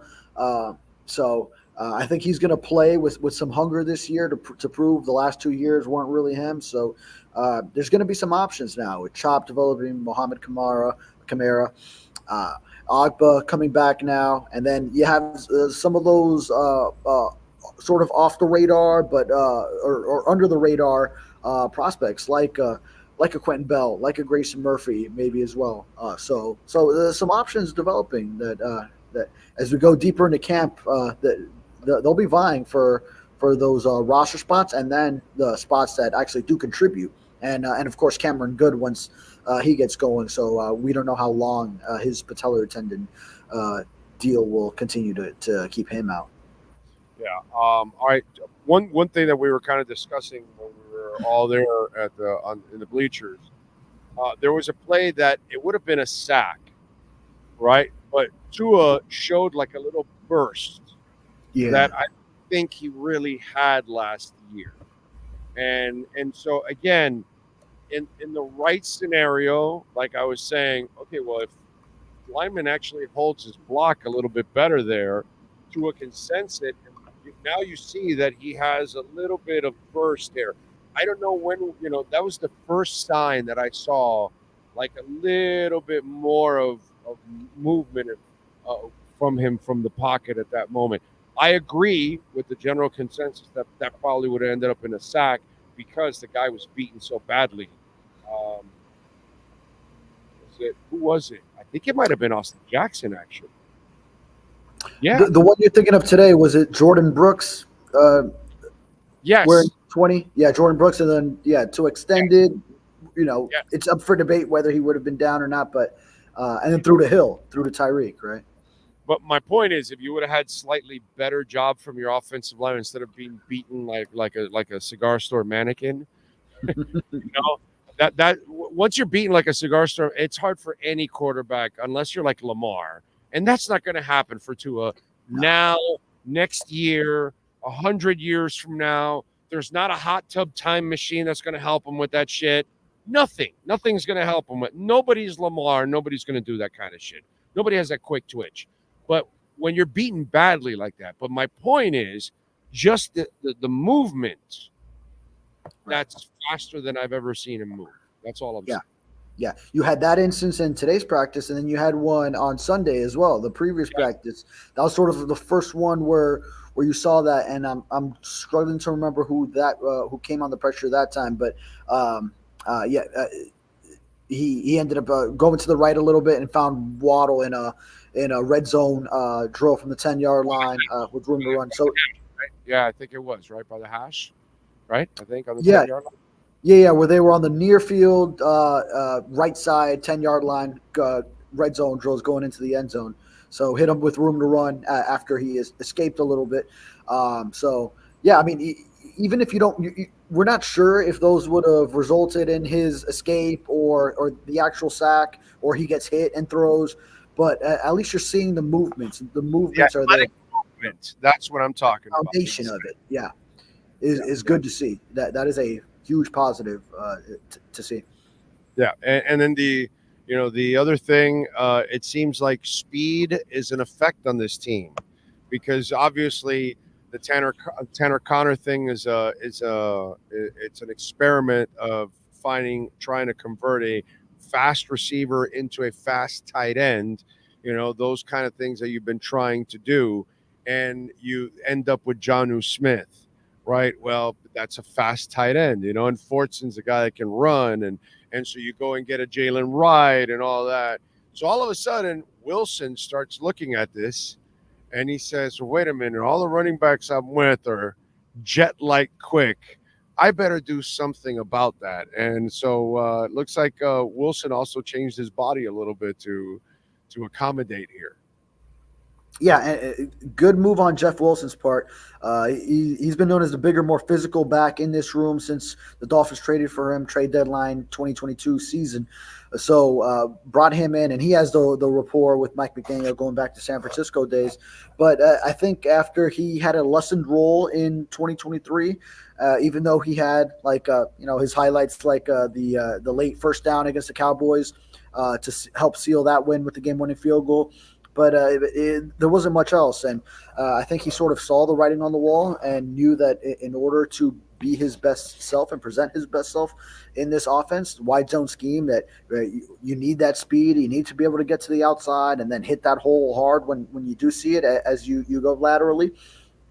He had to slim down. So good for him. He got an orange jersey was worn on Sunday's practice and had another good practice when he did that. He had one of the better runs in today's first practice in pads. So, one of the guys that's going to benefit from the more physical practices too, even at his lesser weight. So, that'll help him in this offense. So he'll be able to compete and get that roster spot, because I think had he not, even with that restructure, then that spot would have been really up for grabs. So he could theoretically now be that number 4 tailback when you already consider Raheem Mostert, Devon Achane, Jalen Wright, who the Dolphins drafted in the 4th round, have to be on this roster.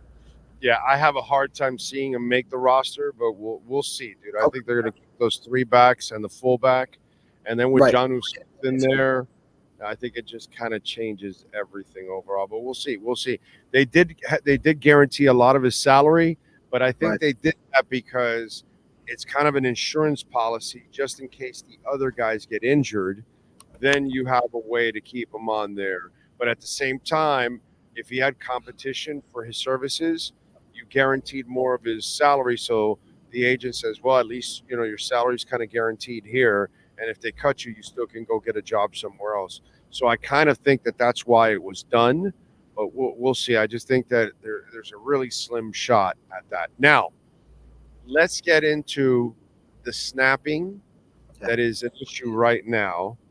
But, okay, I explained it to my listeners, and I'm going to explain it quickly to you here. And you're not converting a new center. Aaron Brewer's a center. And I know there's been some stuff here. And Conklin is kind of a converted guy, right? Because he kind of does it, but it's kind of half-assed right now. This is Driscoll? Yeah, Driscoll. I'm sorry, Driscoll, yes. Mm-hmm. That's kind of like a newer thing for him, right? He doesn't have as much a rich history at center, right? Right. Yeah, he's versatile on the line, so he's played all over. But yeah. Right. Okay, so here's my thing that I explained to people. You got to understand, you can't freak out on the snapping just yet. Okay, first of all, you're in the off season, and you're doing the snapping, and it's in a walk-through type mode, all that kind of stuff. Then here comes camp, and you start to ramp it up a little bit more, but without pads. And really, linemen don't really unload until they get pads, because that's when they can start hitting people and all that, because they take so much punishment and all that kind of shit. So that's at 1 speed. Then all of a sudden now you're starting to put on pads, and now you're trying to get closer to game speed. All those kind of things. And plus, Brewer has to learn a new blocking scheme and an offense and all that kind of stuff. So you got to give them a couple of days.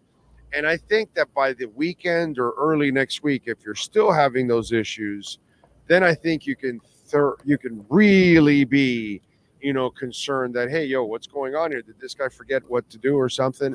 But right now, I wouldn't overreact too much because of the whole newness of the thing for everybody. At the same time, new offense, new calls, and then you have just ratcheted up the speed all of a sudden. Absolutely, and I asked Mike McDaniel about this last time he spoke just yesterday, and he too said it's too early to make it a concern. Obviously, he would like to see that every snap is executed to perfection, but that's not been the case. And then it was actually the worst day of it today. So, 4 total mishandled snaps. 2 from 2 different groups each. So something that the Dolphins will need to fix, but we've seen it in the past now. Connor Williams had the same issue, and then that one leaked into the regular season as well.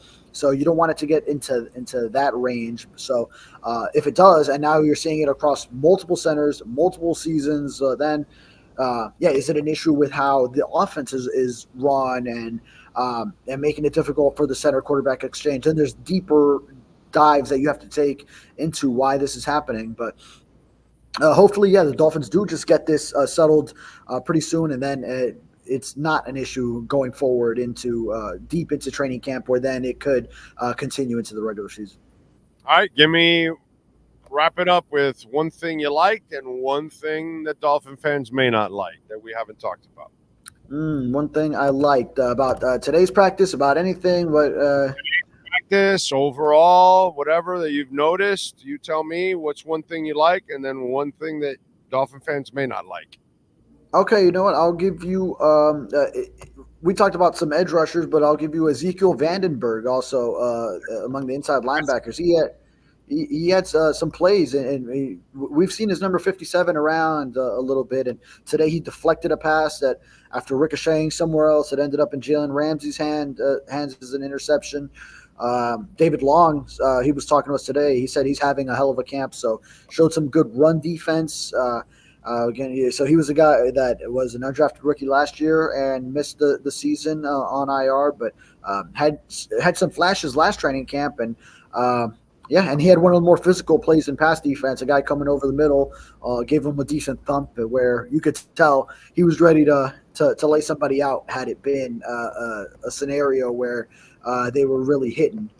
And one thing I don't like, let's see, the snapping is at the top of the list. All right, but I'll give you another one. Jody Fortson had a drop today on a wide open play. Skylar Thompson hit him. Skylar Thompson was a bit inaccurate at times, but he made some good throws. The one to Tyreek Hill for the touchdown, one to Braxton Berrios that was in a tight coverage over the middle, and then Jody Fortson wide open on a corner route, and he dropped it. So big tight end with some speed that he's supposed to be making those plays, and that was one opportunity for him, and he dropped the ball. So Connor also had a mistake too today in practice. So those are 2 guys that can't afford to have any mistakes whatsoever, because really 2 guys have already made the roster in Jonnu Smith and Smythe. Those are done. That's it. It's really, you're all battling for maybe one spot.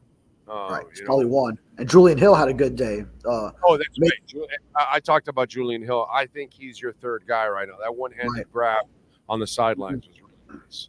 Really nice. Yeah, had that. So he's looking good again after making the roster last year.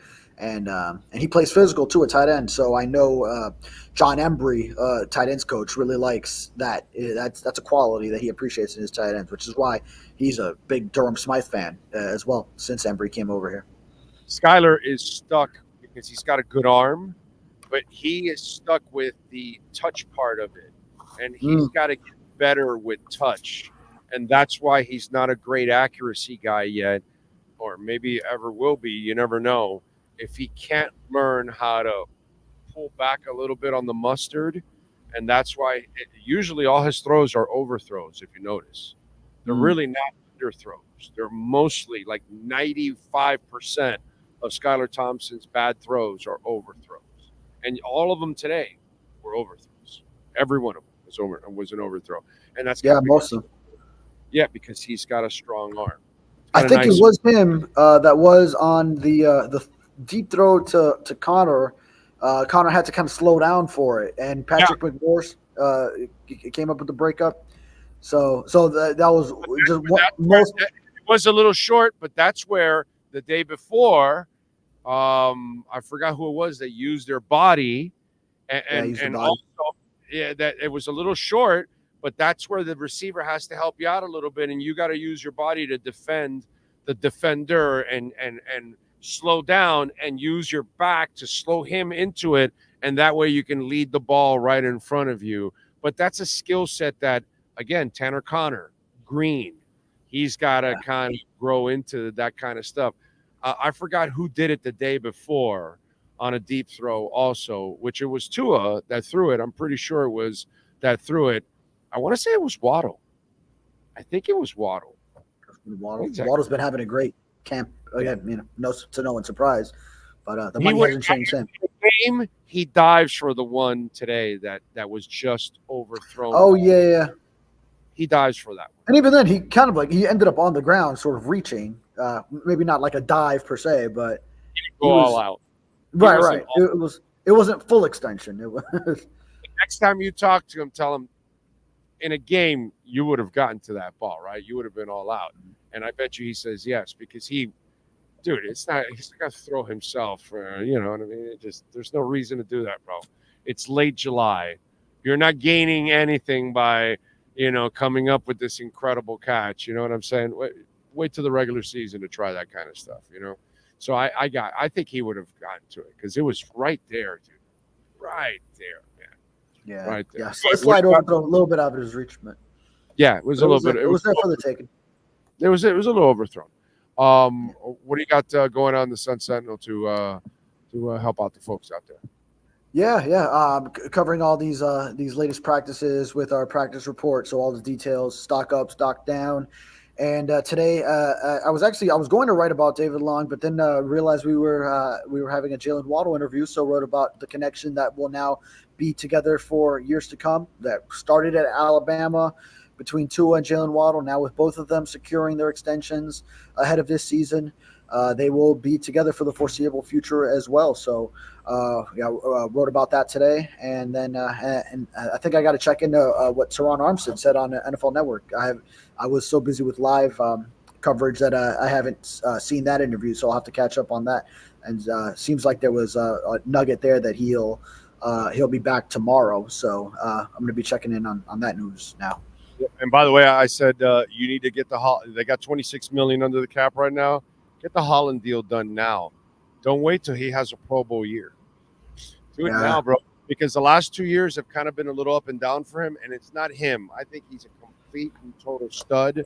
I think Weaver's going to move him around all over the place like a chess piece.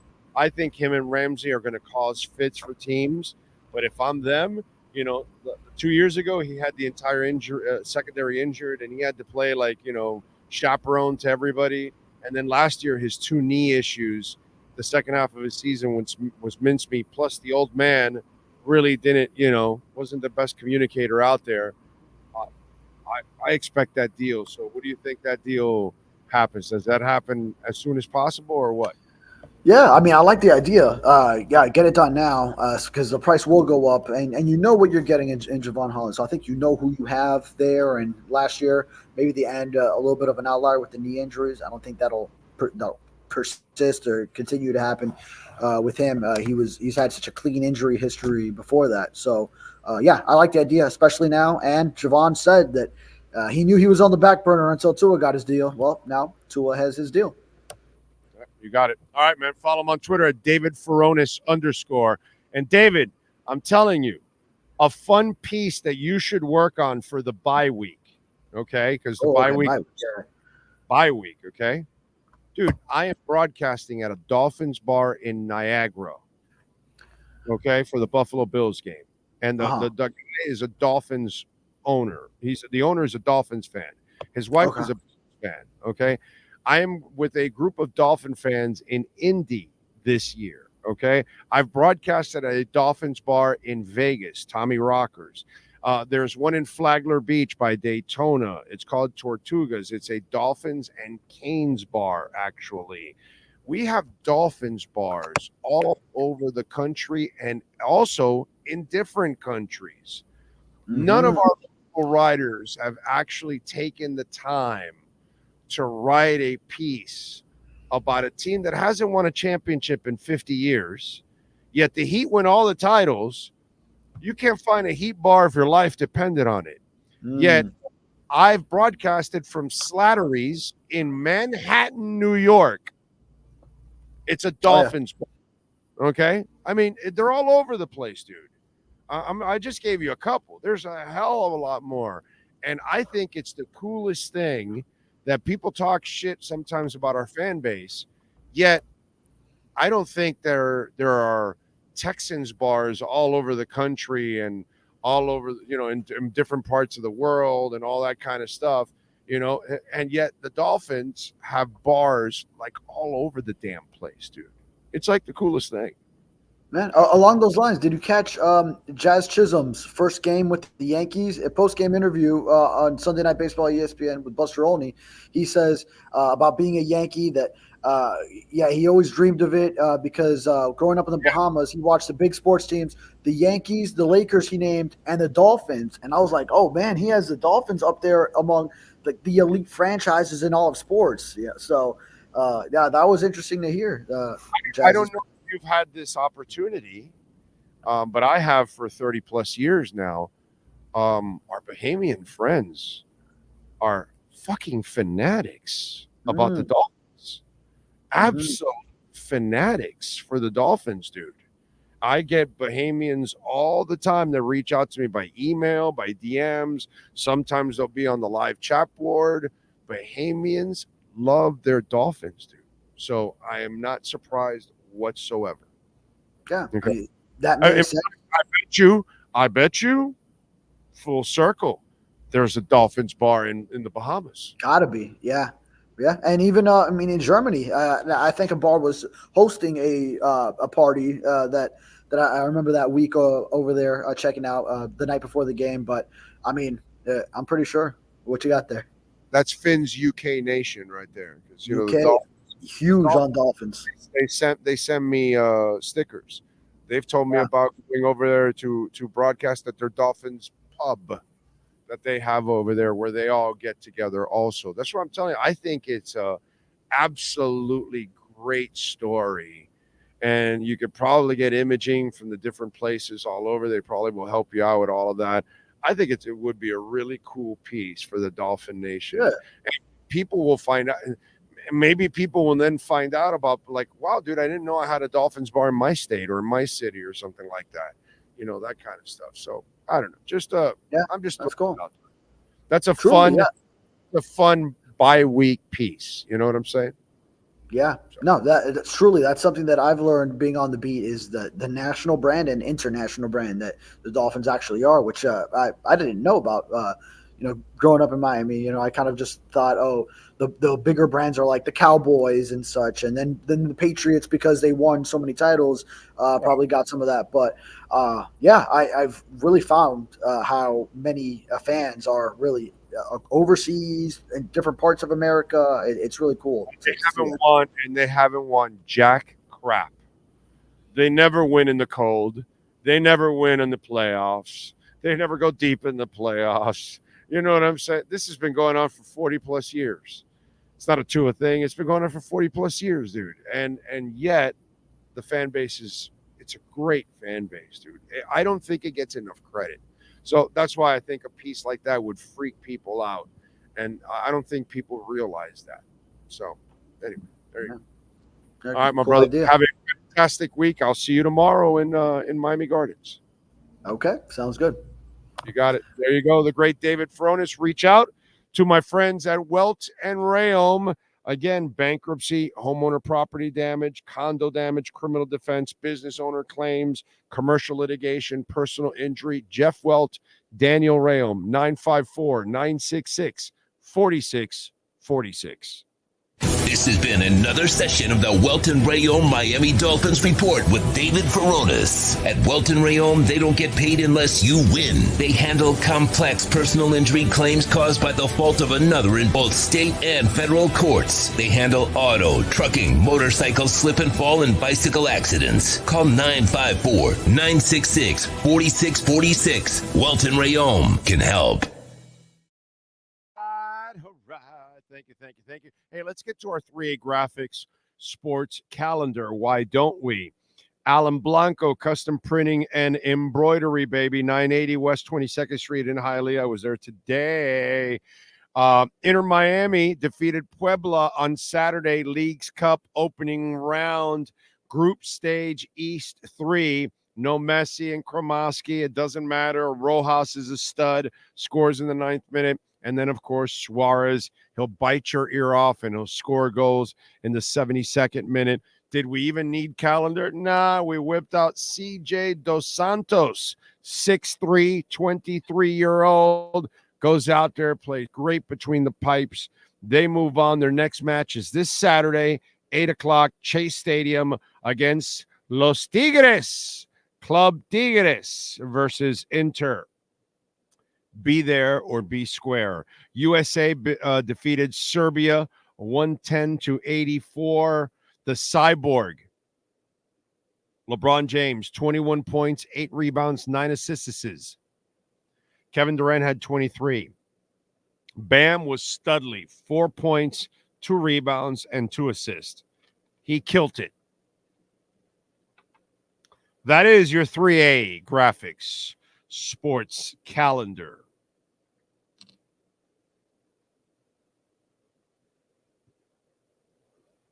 Although no Cam Smith today in practice, if you want to add that, since he left yesterday with something. We have no idea what it was.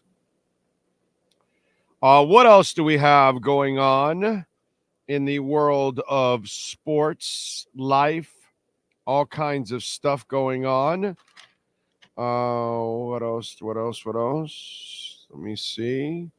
By the way, remember, you can always make a donation to the program, and you can send your questions, comments, and insults there at Cash App or Venmo at Cash Big O Show. That is Cash Big O Show, Cash App or Venmo, and you can make a Bitcoin or Ethereum donation there also, since we always appreciate that.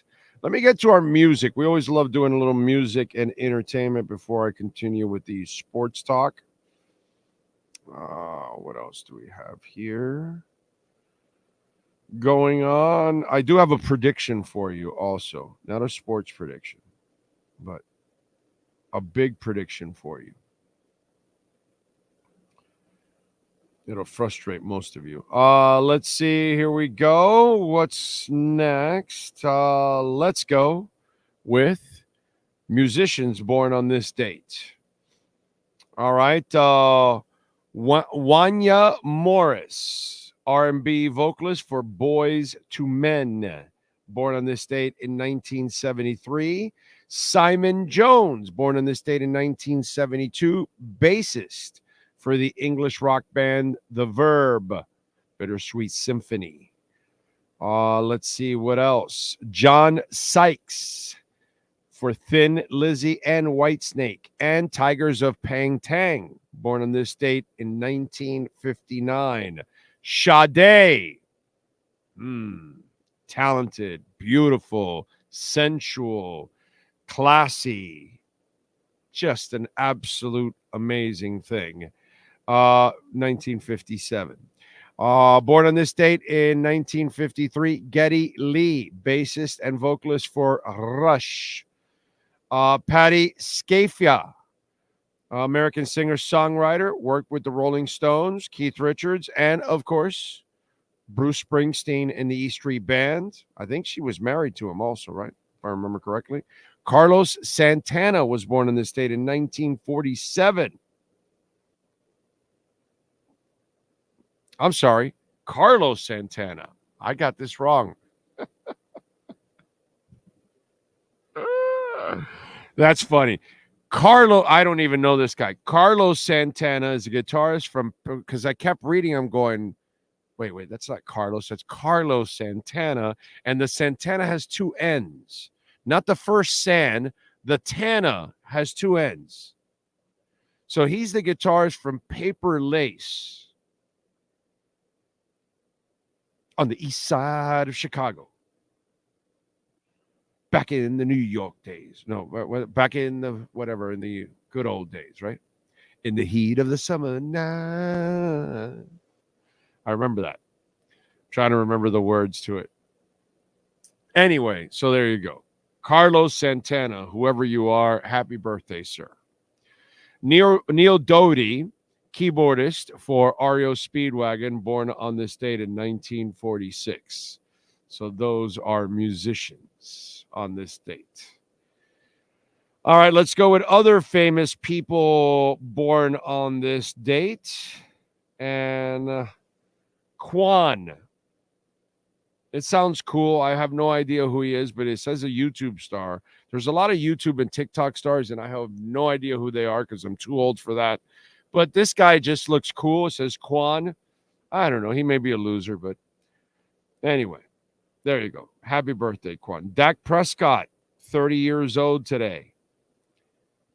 Also celebrating birthdays. This is not a huge list here. Will Wheaton, TV actor, is 51. Damn, this is kind of weird. Josh Radnor, TV actor, How I Met Your Mother, is 49 years old. Martina McBride, she wasn't on that other list with musicians.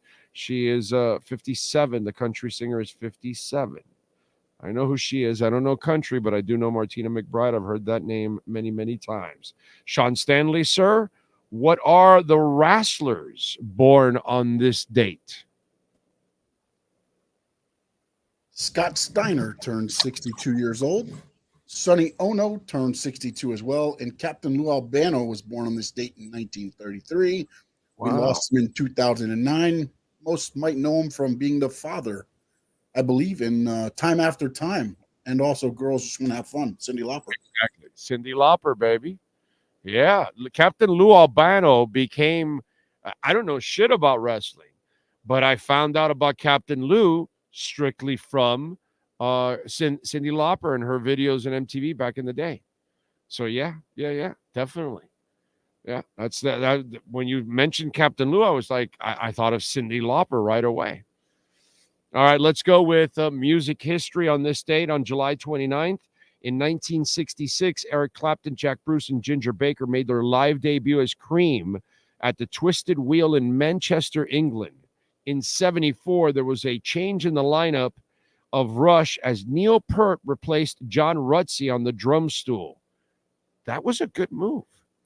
In 74 on this date, Mama Cass Elliot died of a heart attack in London at the age of 32. A coroner mistakenly said she died of choking on a ham sandwich. So you got it. It's a heart attack. She didn't die choking on a ham sandwich. Yeah, she's a fat woman. So us fat people, of course, that's how we're going to die, stuffing our faces. Anyways, in 2006, Kid Rock married Pamela Anderson on a luxury yacht in Saint-Tropez. They got divorced 5 months later. Not on a luxury yacht. The Doors in 67 on this date started a 3-week run on the singles charts with Come On Baby, Light My Fire. Try and make the... All right. Anyway, in 2011, a Dallas concert, Kings of Leon singer Caleb Followill left the stage after complaining about the heat. He never returned, and the band scrapped the rest of their tour, blaming it on dehydration. But bassist Jared Followill later tweeted, "There are problems in our band bigger than not drinking enough Gatorade." In 2008, System of a Down member Darren Malakayan's other group, Scars on Broadway, released their self-titled debut album. And in 2007, on this date, paramedics stopped and restarted Kiss's singer Paul Stanley's heart to give it a regular rhythm after it spontaneously beat 190 times in a minute. Damn, dude. That's crazy. That's some scary stuff. Take it from a guy that's had heart issues. I'm telling you, it's the worst thing in the world because you have any kind of a chest pain, gas or whatever, and for the rest of my life, I am absolutely freaked out. I am not shitting you. Absolutely freaked out. And that's because I've had this, heart situation.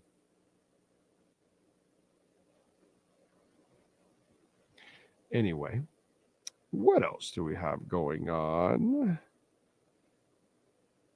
Oh, man. What do we have on the chat board from the folks out there?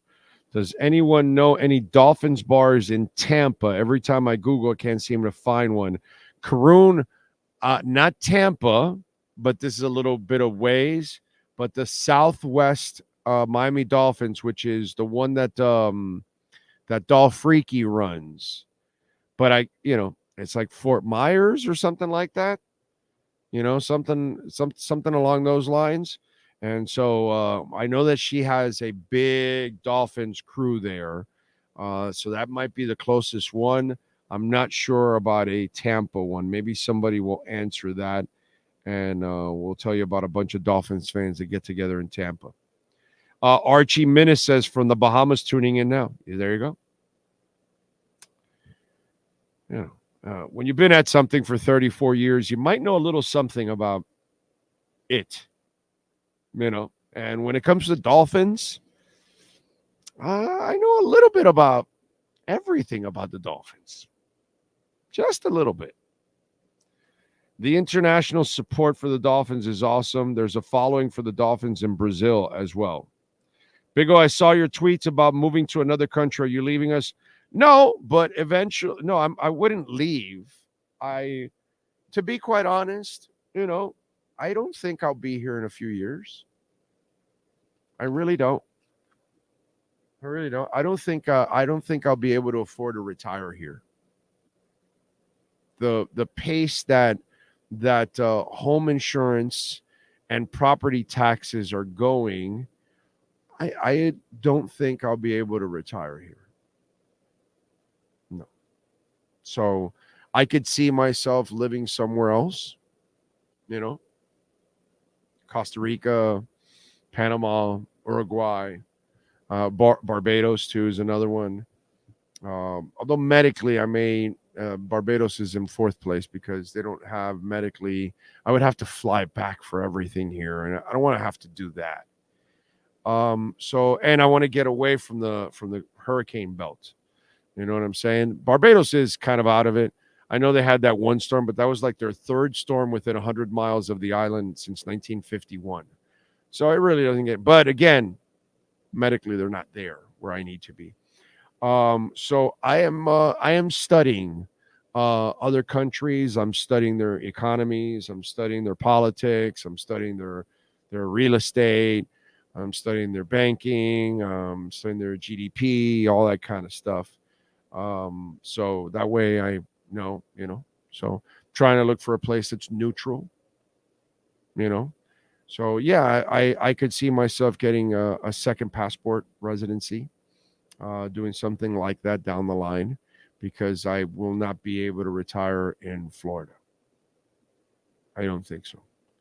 I refuse to, end up spending all my money and have nothing to just live. I can't do that.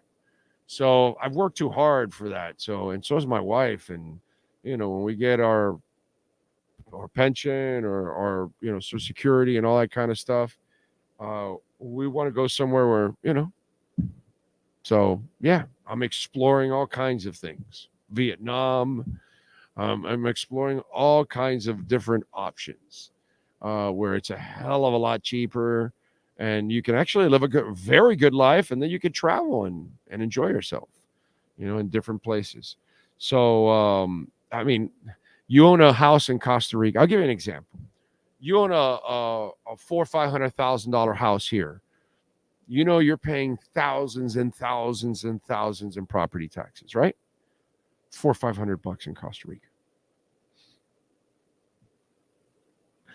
It's just stupid, and then what they're doing here to us is criminal, unfortunately. And the worst part about it is that we're getting priced out of our own place, our own place to live.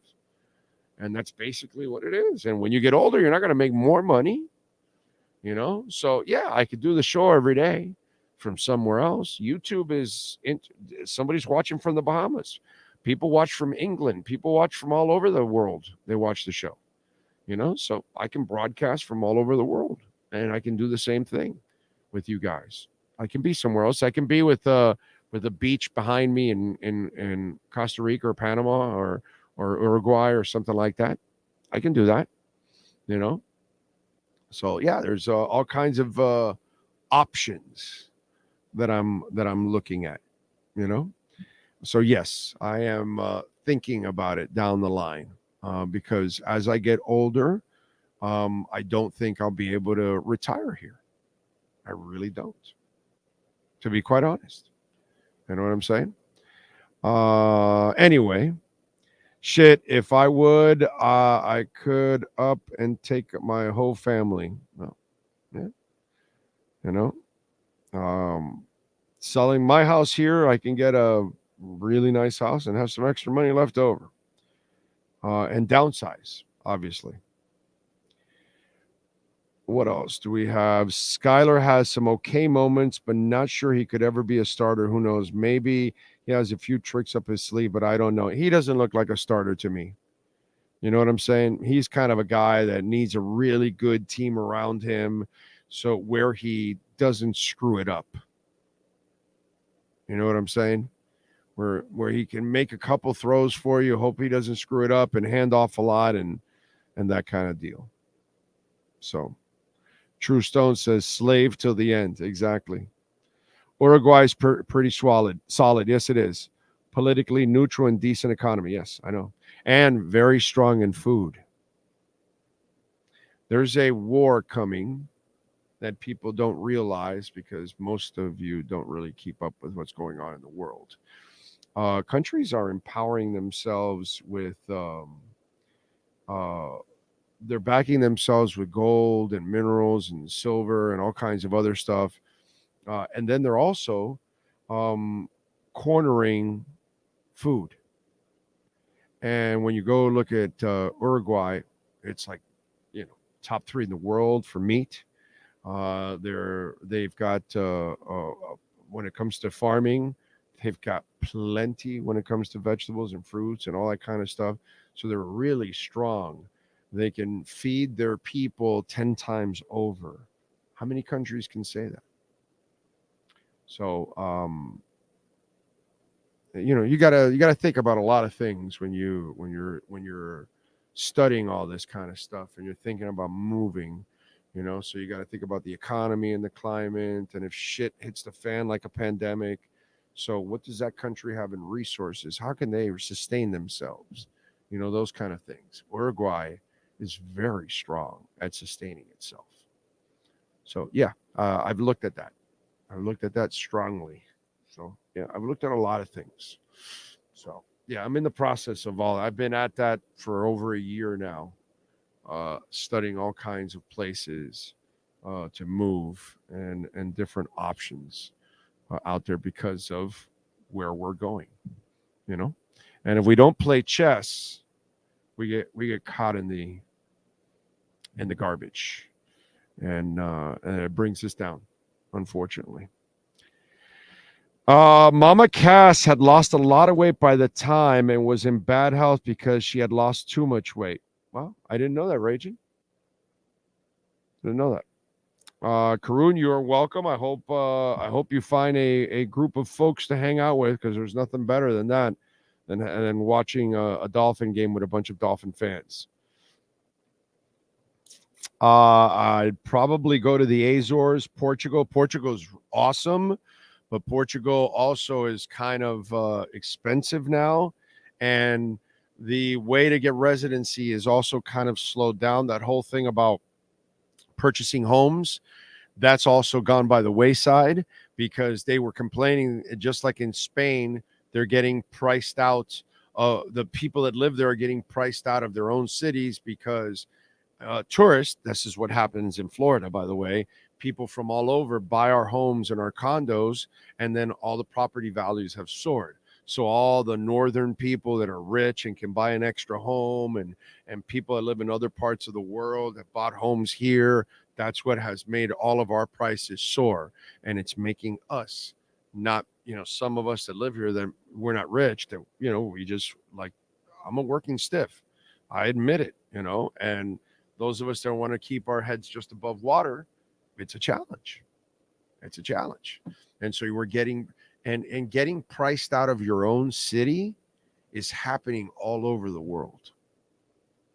And it's happening in tourist-like destinations. So where you have tourist-like destinations, those are the cities that their real estate values are skyrocketing.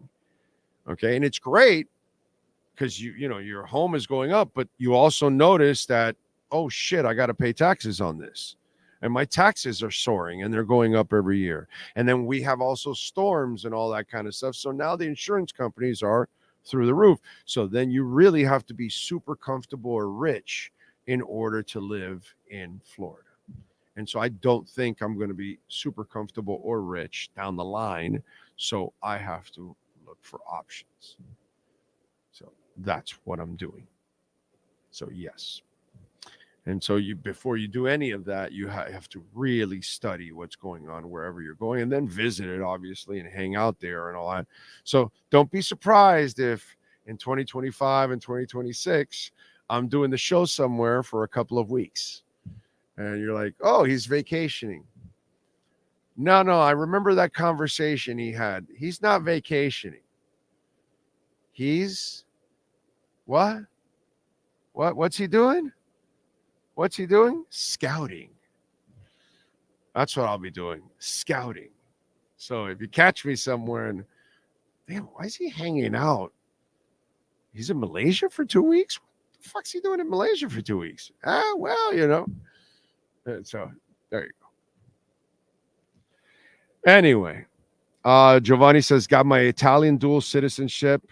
Man, let me tell you something. If Italy had their shit together, that would be an option.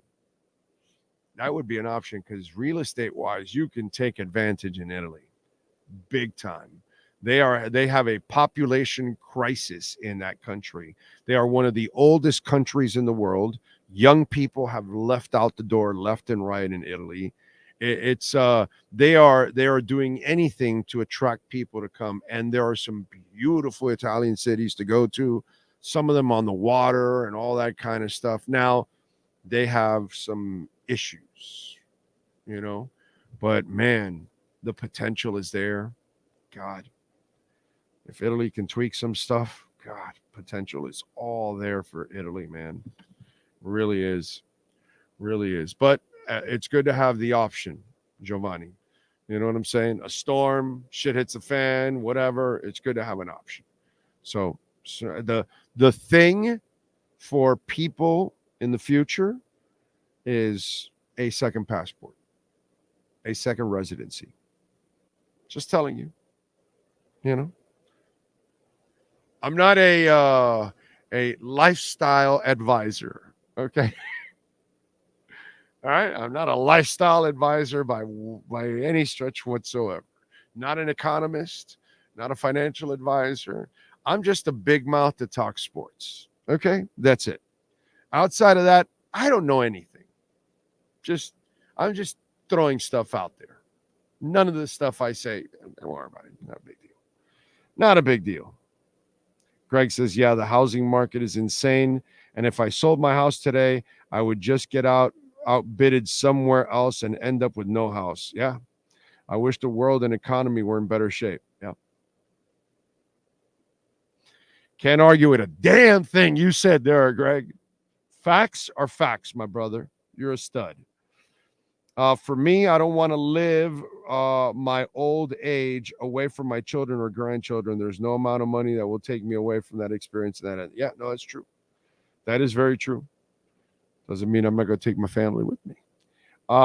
Anyway, let's see. Have family all there. They almost had a place for my wife and I. Grandson was coming, so we deflected to Western Carolina. It's a good spot. I do like Western Carolina. That is one spot that I would target in the States, is Western Carolina. Sucks because I am born and a bred Floridian. So am I, dude. So am I. I'm with you. I'm born and raised in Florida, but I don't think I'm going to end here in Florida. I don't think so. Ocala Joe says, I've been to Costa Rica and I have it in my top 3 possible destinations along with Ecuador and looking forward to Coño, but Ocala Joe, you're a whale, bro. Whales can live in Switzerland. I mean, look at that. In the afternoon, you just go down, honey, let's just buy a Rolex. I got you. Just, you know, I got you. Swiss chocolate. Yeah, no, it's all, you're going to the Swiss Alps, you know, hanging out there, having a little wine, pinky up, you know. I gotta choose, you know, places that are a little bit more affordable. If I can move to Switzerland, I'll just stay right here. I'm messing with you, Ocala Joe. I'm messing with you. I remember when you talked about houses for $1 and yeah, remember? Yeah, they've got it, man. Arizona ranks 10th lowest in real estate property tax rates. Is that why all these people are moving here? Yeah. Arizona, you know, Florida was kind of friendly, but not anymore. I mean, it's gotten worse and worse with DeSantis on that side. He empowered the insurance companies. He's empowered all that stuff on the business end. And this is why everything has gone through the roof, dude. So, yeah. Yep. Remember, moving to another country is not only a cultural shock, but a healthcare shock when you are older. Exactly. That's why you heard me mention healthcare, right? That's why kind of Barbados fell out of the mix for me a little bit because healthcare is not where it needs to be. You know, Costa Rica is pretty damn good, actually. Uruguay is good too. And Panama actually is pretty solid. So that would not be so bad for me. You know what I'm saying? Malaysia, also very good. There's some places that you can go to that the healthcare is very good and very affordable. On top of all, that's the other thing. Healthcare is not affordable in this country. You know what I mean? It's just kind of rough. So it is what it is. Ragin says Italian has fine women and fine food.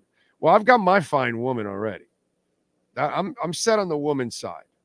Okay, that's I'm not moving anywhere for women or any of that kind of stuff. Okay, it's fantastic for you for those of you out there that are still single. And okay, great. For the food now, you are correct. Would be a good place. Would be a good place. Let's see. The Big O wrapping your Dolphins skinny tails. How are y'all, mate? What's up, Zersha? I might move to Cuba. Oh, God. The Cuban in me probably can't put up with the cold. No, that's why I'm going closer to the equator, bro. No. I'm picking somewhere. As I told that guy on Twitter, I go, I'm picking somewhere where I can wear shorts and shirts, my concert shirts all the time. Okay, that's where I want to go. I don't want to be forced to dress up at all, dude. You know, I want to be able to hang casual. And once in a while, we go out to dinner, a nice place. Then I'll put on some slacks or something, and that's about it, or some nice party or something. But outside of that, I want my life to be about shorts and a concert shirt. That's it. I'm good. Go to a place, and I'd like a beach close by. So I kind of like Costa Rica because there's hiking, the mountains. There's what's it called? The rainforests. It's just awesome. You know what I'm saying? So yeah, I kind of like that, and I like Panama because selfishly, lots of bands will go through Panama. So I'll be able to see my concerts there, and I can fly out. That's a good airport to fly out of anywhere. I can go to all kinds of places from there. So you're close to come back to the States. You're close to go to South America and have some fun, you know. So, and the flights aren't going to be as expensive as they are here too. On top of all of that, it's Healthcare is cheaper. Property taxes are cheaper. Your phone, your mobile phone is like $15 or $20. It's just stupid, man. It's just stuff that you're like, okay, this is cool, Big O, do you remember week 14 of the 77 season when we needed the Pats to beat the Colts? Burt Jones fumbled, but the referee blew the early whistle. Worst call ever. We watched the playoffs at 10-4. God, John, I can't say I remember it now at this point. I'd be lying to you. You know what? Maybe I'll YouTube it now, and then maybe it'll come back to memory. Big O, do you think Miami could win the? Yes, Miami. Miami's going to win the division. Not could. Miami will win. Look, dude, there is no effing way that they're going to have a third year in a row where they're decimated with injuries. I'm sorry, it's not going to happen. If it does, then we need to call some witchcraft people, some black magic people, some brujeria, some Shango, whatever we're talking about all over the world. Bring that shit over and let's douse the practice facility, the stadium, the owner, everybody. Okay? But no way this team has 4 billion injuries at the end of the year. There's no way that the football gods are going to be that cruel to us once again.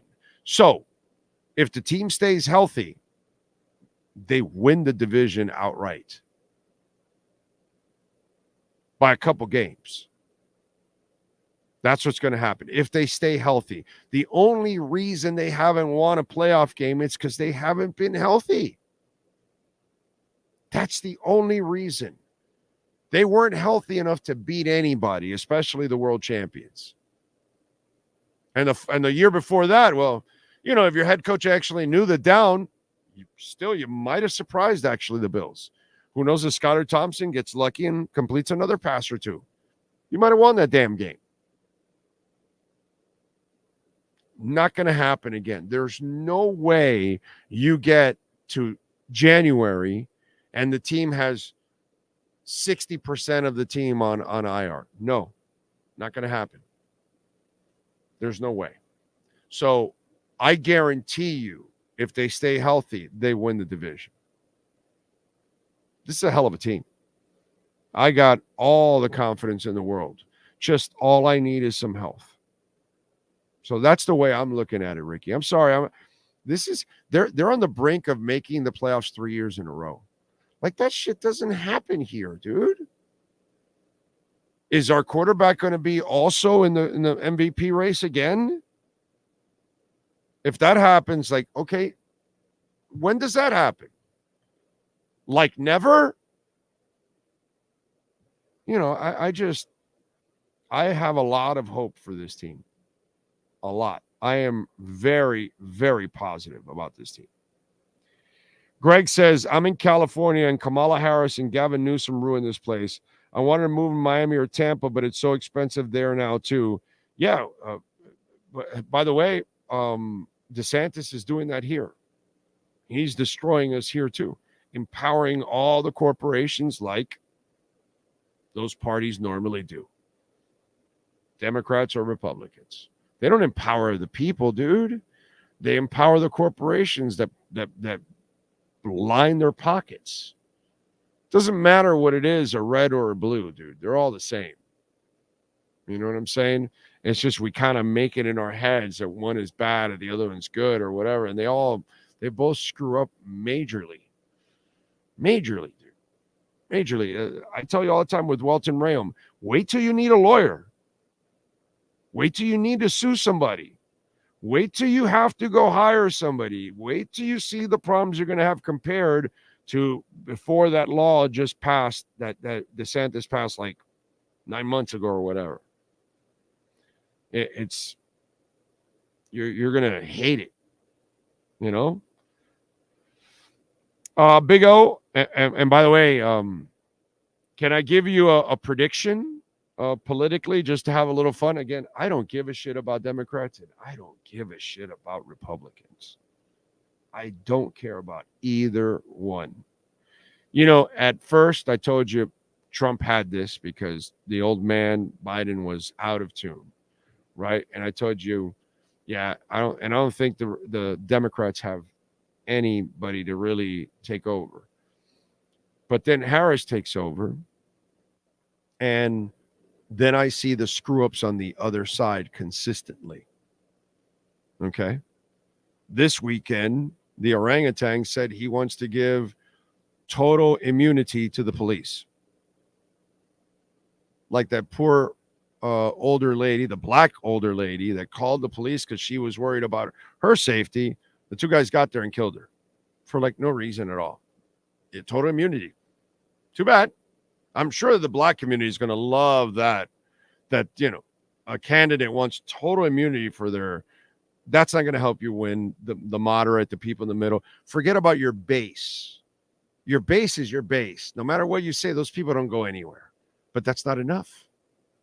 So you do that, right? And then you also tell a conservative group of Christians that, hey, vote now and you'll never have to vote again. We're going to, what was the quote? It was, in 4 years, you don't have to vote again. We'll have it fixed so good, you're not going to have to vote. That's not going to get you the middle people, all that stuff. You're not going to win any Democrats over. You're not going to win any moderates. You're not going to win any of those people. He never expands his base. Never. That's why he constantly loses. Okay? And then you had the vice president with the whole cat lady whole thing. You know, like single women are like a negative now. You know, like single men, single women. Like, so, this is my prediction. She's going to win. She's going to win because the other guy just doesn't know how to do anything the right way. And by the way, there you go. Here's your trend. Trump lost a popular vote to Hillary by nearly 3 million votes. The popular vote. He won the electoral, so that's how he won. Then he lost to Biden by a landslide, more than 7 million popular votes. Then he had 7 endorsees for the House. He lost all 7 in the midterms. This year, 4 Republicans left due to the far-right issues, weakening the House and giving them an edge of just one person and now opening all those seats because of the MAGA ways. Nikki Haley drops out of the race 2 months plus, and she's still in every one of the primaries that went in every different state. She was getting 20% of the vote, 18 to 21% of the vote. She wasn't even running. She was out of the race. They were still voting for Nikki Haley. Current polls, Trump is barely in the lead now. And finally, Nikki Haley's PAC. Listen to this. Nikki Haley's PAC, her people. She drops out. She endorses Trump. Her PAC went to Kamala Harris. And then you say all this crazy shit over the weekend that you're going to give the cops total immunity so they can go out and commit any crimes and, you know, because that's how he wants it. That's not going to get you. You're going to lose. You lost to Hillary. You lost to Biden, and you're going to lose to Harris now. And it's just a whole track record. Whatever you want. Dude, I don't care about either side. I just throw out the facts to you out there. Whatever, if you're a Trumpy, or I know Trumpies get all butthurt. They can't hear the truth and all that kind of stuff or whatever. But the track record is there, dude. The constant losing is there. The country tells him all the time, and he does nothing to expand. All he does is cater to his base because he can say anything, no matter what it is, and they don't go anywhere. Hey, Proud Boys, stand down and stand by. It's all good. Whatever it is, it doesn't matter how crazy it is. So they don't, but that doesn't grow. You know what I'm saying? It's like you need to reach the other people. You need to convert the other people, and you just don't do it. So after this weekend, I saw it. He's going to lose that one too. She raised $200 million too on top of all that. So she's going to outraise him money and all that stuff. She's going to end up winning. So I'm moving him even faster. So, just those are facts, bro. I can't help you if you don't want to go by facts. But and again, I'm not looking forward to any of these people taking over. But it is what it is. So there's my killer prediction for you all out there. Big O, El Salvador is Bitcoin heaven. Yes, that's not a bad place. They're just not there yet. But it might be a place for future investment. Like if you're comfortable, if you're a person that has money, no, that's not me. But if you're a person that has money, that might be a place that you put a little investment in. And then as it grows, you have your property there. And then, you know what I'm saying? But it could be a place that you can vacation every once in a while. I don't know about full-time living yet. You know what I'm saying? But they are headed in the right direction. Now, he's got to completely free up the country. He still has his citizens limited to a certain extent. And I understand that because he's wanted to clean everything out. And there's been some flare-ups. So that's why he's got to kind of do it. But they're not there yet completely as a country turning the corner. But, man, they're headed in a much better direction than they were. They're much more happier and safer now. And that's better. Let's see. Depth, and more depth. Yes, sir. What else? Big O, do you get access to the food court in the Miami Dolphins training facility at Hard Rock? It showed it had plenty of great spots. They even have a Chick-fil-A there.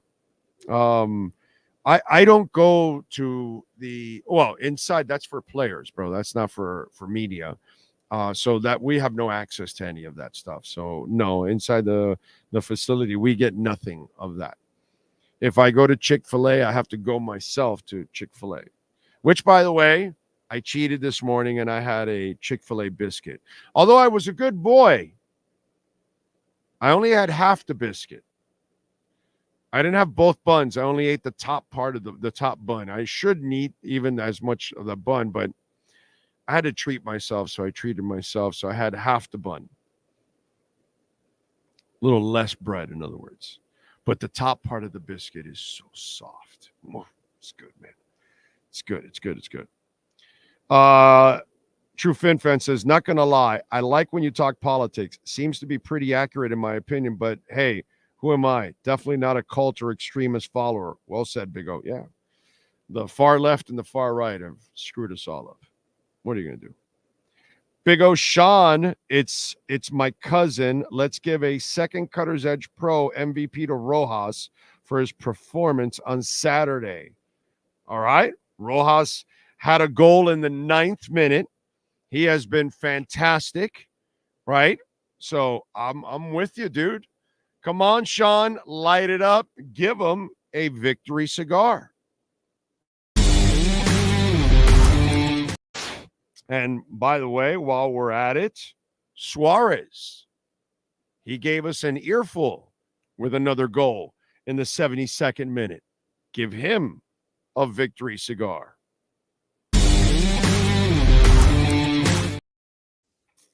There you go.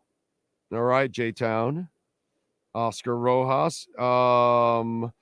J-Town says, oh, my cousin introduced me to a band Boy Hits Car. Have you been to one of their shows? No. Boy Hits Car. I've never heard of that.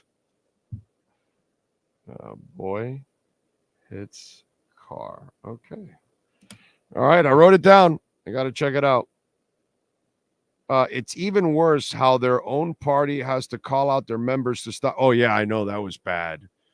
Like, you know, if you're going to go after Kamala, bro, you got to go after the race stuff. And it just shows you're weak and you're soft.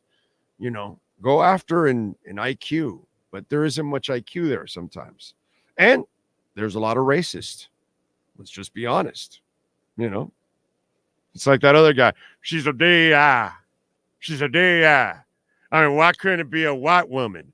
Or why couldn't it be something else? It hurt him would say, why couldn't it be a Hispanic, an Asian lady? The only thing that could flow out of his mouth was, why couldn't it be a white woman or something else? I love that part. Something else. Brother, you struggle? There's like, there's Indian. You didn't come there to mind? Indian woman, Asian woman, Latin woman that is struggling for you? Is that chew? That chew not allowing you to get the words out? That was funny as hell. She's a DI. Why didn't they hire a white woman? Or something else? A Martian. A green bitch.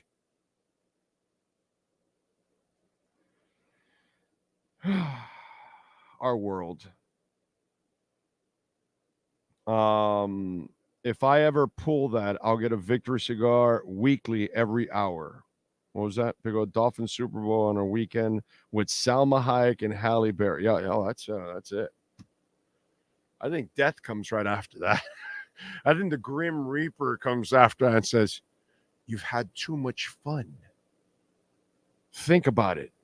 You were just here in a bedroom with Salma Hayek and Halle Berry. You've had more fun for enough men for 40 lifetimes. You must die now. And that's it. And the Grim Reaper just takes your ass right there. But after that threesome, they're taking you with a big old smile on your face. You know, you're like, I got you, bro. I got you. Guilty as charged. Guilty as charged. They're coming to take me away. Ha ha. And that's it. Big O, you crack me up with your impersonations. Keep it up. Thank you, Juan. I appreciate you, bro. Thank you, my man. We try to entertain a little bit here. You know? We try to entertain the white people and something else.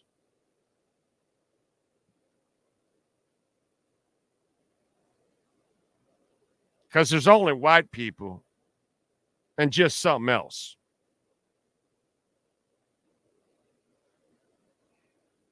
It's classic. Absolutely classic. Victory cigar in heaven. Exactly. Don't kill me, but I'll take the Dolphins Super Bowl. No, that's that's an orgasmic moment for all of us too. You know what I'm saying? So, I'm with you there, bro. I need a Dolphins Super Bowl before I check out. There's no doubt about that. I'm with every one of you on that one. Definitely need a Dolphins Super Bowl. All right, I think I've gone through everything that happened today in training camp. We thank David Fones, as always. Appreciate him. You can catch the interview. You can rewind. Or, of course, Sean Stanley will put up the video and audio of that. We'll tweet it out also this evening. We'll have some fun with that. Big O, Sade is my girl. I've seen her in concert 3 times. Every time has been awesome. Oscar, I got to tell you something. I am very envious. I've never seen Sade in concert. And I don't think I ever will because I think she stopped touring. So I'm screwed. So bless you, my brother. That is awesome. The droopy voice is your... You mean you like my droopy voice? Oh, well, I got to tell you, I want to thank David Fones from the South Florida Sun Sentinel in our Welton Rail Miami Dolphins report. I also want to thank Sean Stanley. Yes, Sean Stanley does an excellent job. Pushing the buttons and recording the show. We thank Sean Stanley. We thank everybody that called in, tuned in. Well, you didn't really call in. Now I'm sounding like a little bit like Mike Tyson. Now I'm going into Mike Tyson. Anyway, so we thank all of you out there. We appreciate you. If you sent in a super chat, thank you, thank you, thank you. Cash App or Venmo at Cash Big O Show. That is Cash Big O Show. You can always make a Bitcoin or Ethereum donation, which, of course, you know we love those Bitcoin and Ethereum donations. Don't forget, if your business wants to be a part of our business, 786-754-4664. That's 786-754-4664. We can broadcast at your place of business anywhere in the country, anywhere in the world. We have yet to have a sponsor fly us out somewhere outside of the United States. Sean and I await that day, and we hope it comes one day, because it would be pretty cool to do our show overseas somewhere. So that would be very cool. Don't forget to visit our merchandise shop. Our QR code is there. Sean will pop it up. There you go. Use our QR code. If not, the link is on our YouTube page. It's on our Instagram page, Big O Radio Show on Instagram. And, of course, you can go to it at bigoradioshow.myshopify.com. Don't forget, we are hitting the road. We are going to be at Tavern South for the Indianapolis Colts game, and that's at 433 West South Street in Indianapolis. We're going to be there doing our pre- and post-game show, okay? By the way, Sports Bay 305 has got a whole thing going with a buffet and all that kind of stuff, so one price, you get it. It's one hell of a spread. She sent it to me, man. It's got one hell of a spread. Where is it here? Here we go. Awesome, dude. Meatballs with teriyaki, smoked wings, mozzarella sticks, flatbread pizza, full taco nacho bar, salad, cheeseburger sliders, kettle chips, brownies, cookies. Boy, and if you make those special brownies, please bring them. Yeah, that will be a fun pre- and post-game show.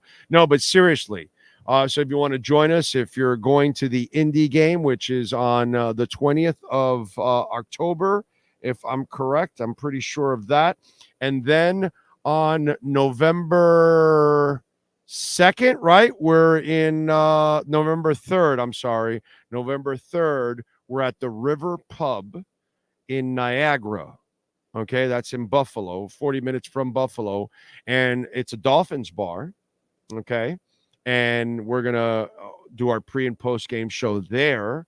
So a bunch of Dolphin fans that go there will be hanging out with them. So if you're done with the Buffalo game, drive over to the River Pub and join us. We'll have some giveaways. We'll give away some shirts, all kinds of stuff. So we'll have a good time, man. We're going to be out there. So we're making – and then we've got another one planned for Seattle, but I'm waiting for NorCal to give me all the particulars on all that stuff. And then once we have them, we'll get all of that kind of stuff. Animation voices can be your side hustle. You know, Anthony, I've thought of that because I can do a lot of voices. But I don't even know how to go about it. You know what I'm saying? I don't even know who do I talk to or anything like that, you know, because I can do a lot of voices. Actually, I've screwed around a lot like that. So I've thought about that, you know. I've never seen the Dolphins win a Super Bowl with my son, who is in college. Never seen Miami win a playoff game. Hopefully it will change this year. It will change this year, my friends. We're getting better and better. We're watching this team on the upswing. It's just people don't want to deal with that because they're so brought down by everything that's gone on and for 40 years. And they just don't give themselves any chance to appreciate and enjoy what's going on and developing. Rojas says, I expect Spo to be the head coach of the 2028 Olympics. No excuses. I agree. He's the best coach in the league. By the way, the truly amazing Ray Martinez again with a Bitcoin donation for the dip. Thank you, sir. Very kind of you, Ray. You're a freaking stud, my brother. That is just absolutely awesome, my man. Thank you very much. As always, Cash App or Venmo at Cash Big O Show. You can do it anytime you're watching or listening to the program, and you can make a Bitcoin or Ethereum donation, which we love. We shall see you all tomorrow in the afternoon. I'll catch you tomorrow. Same time, same place, same bat channel.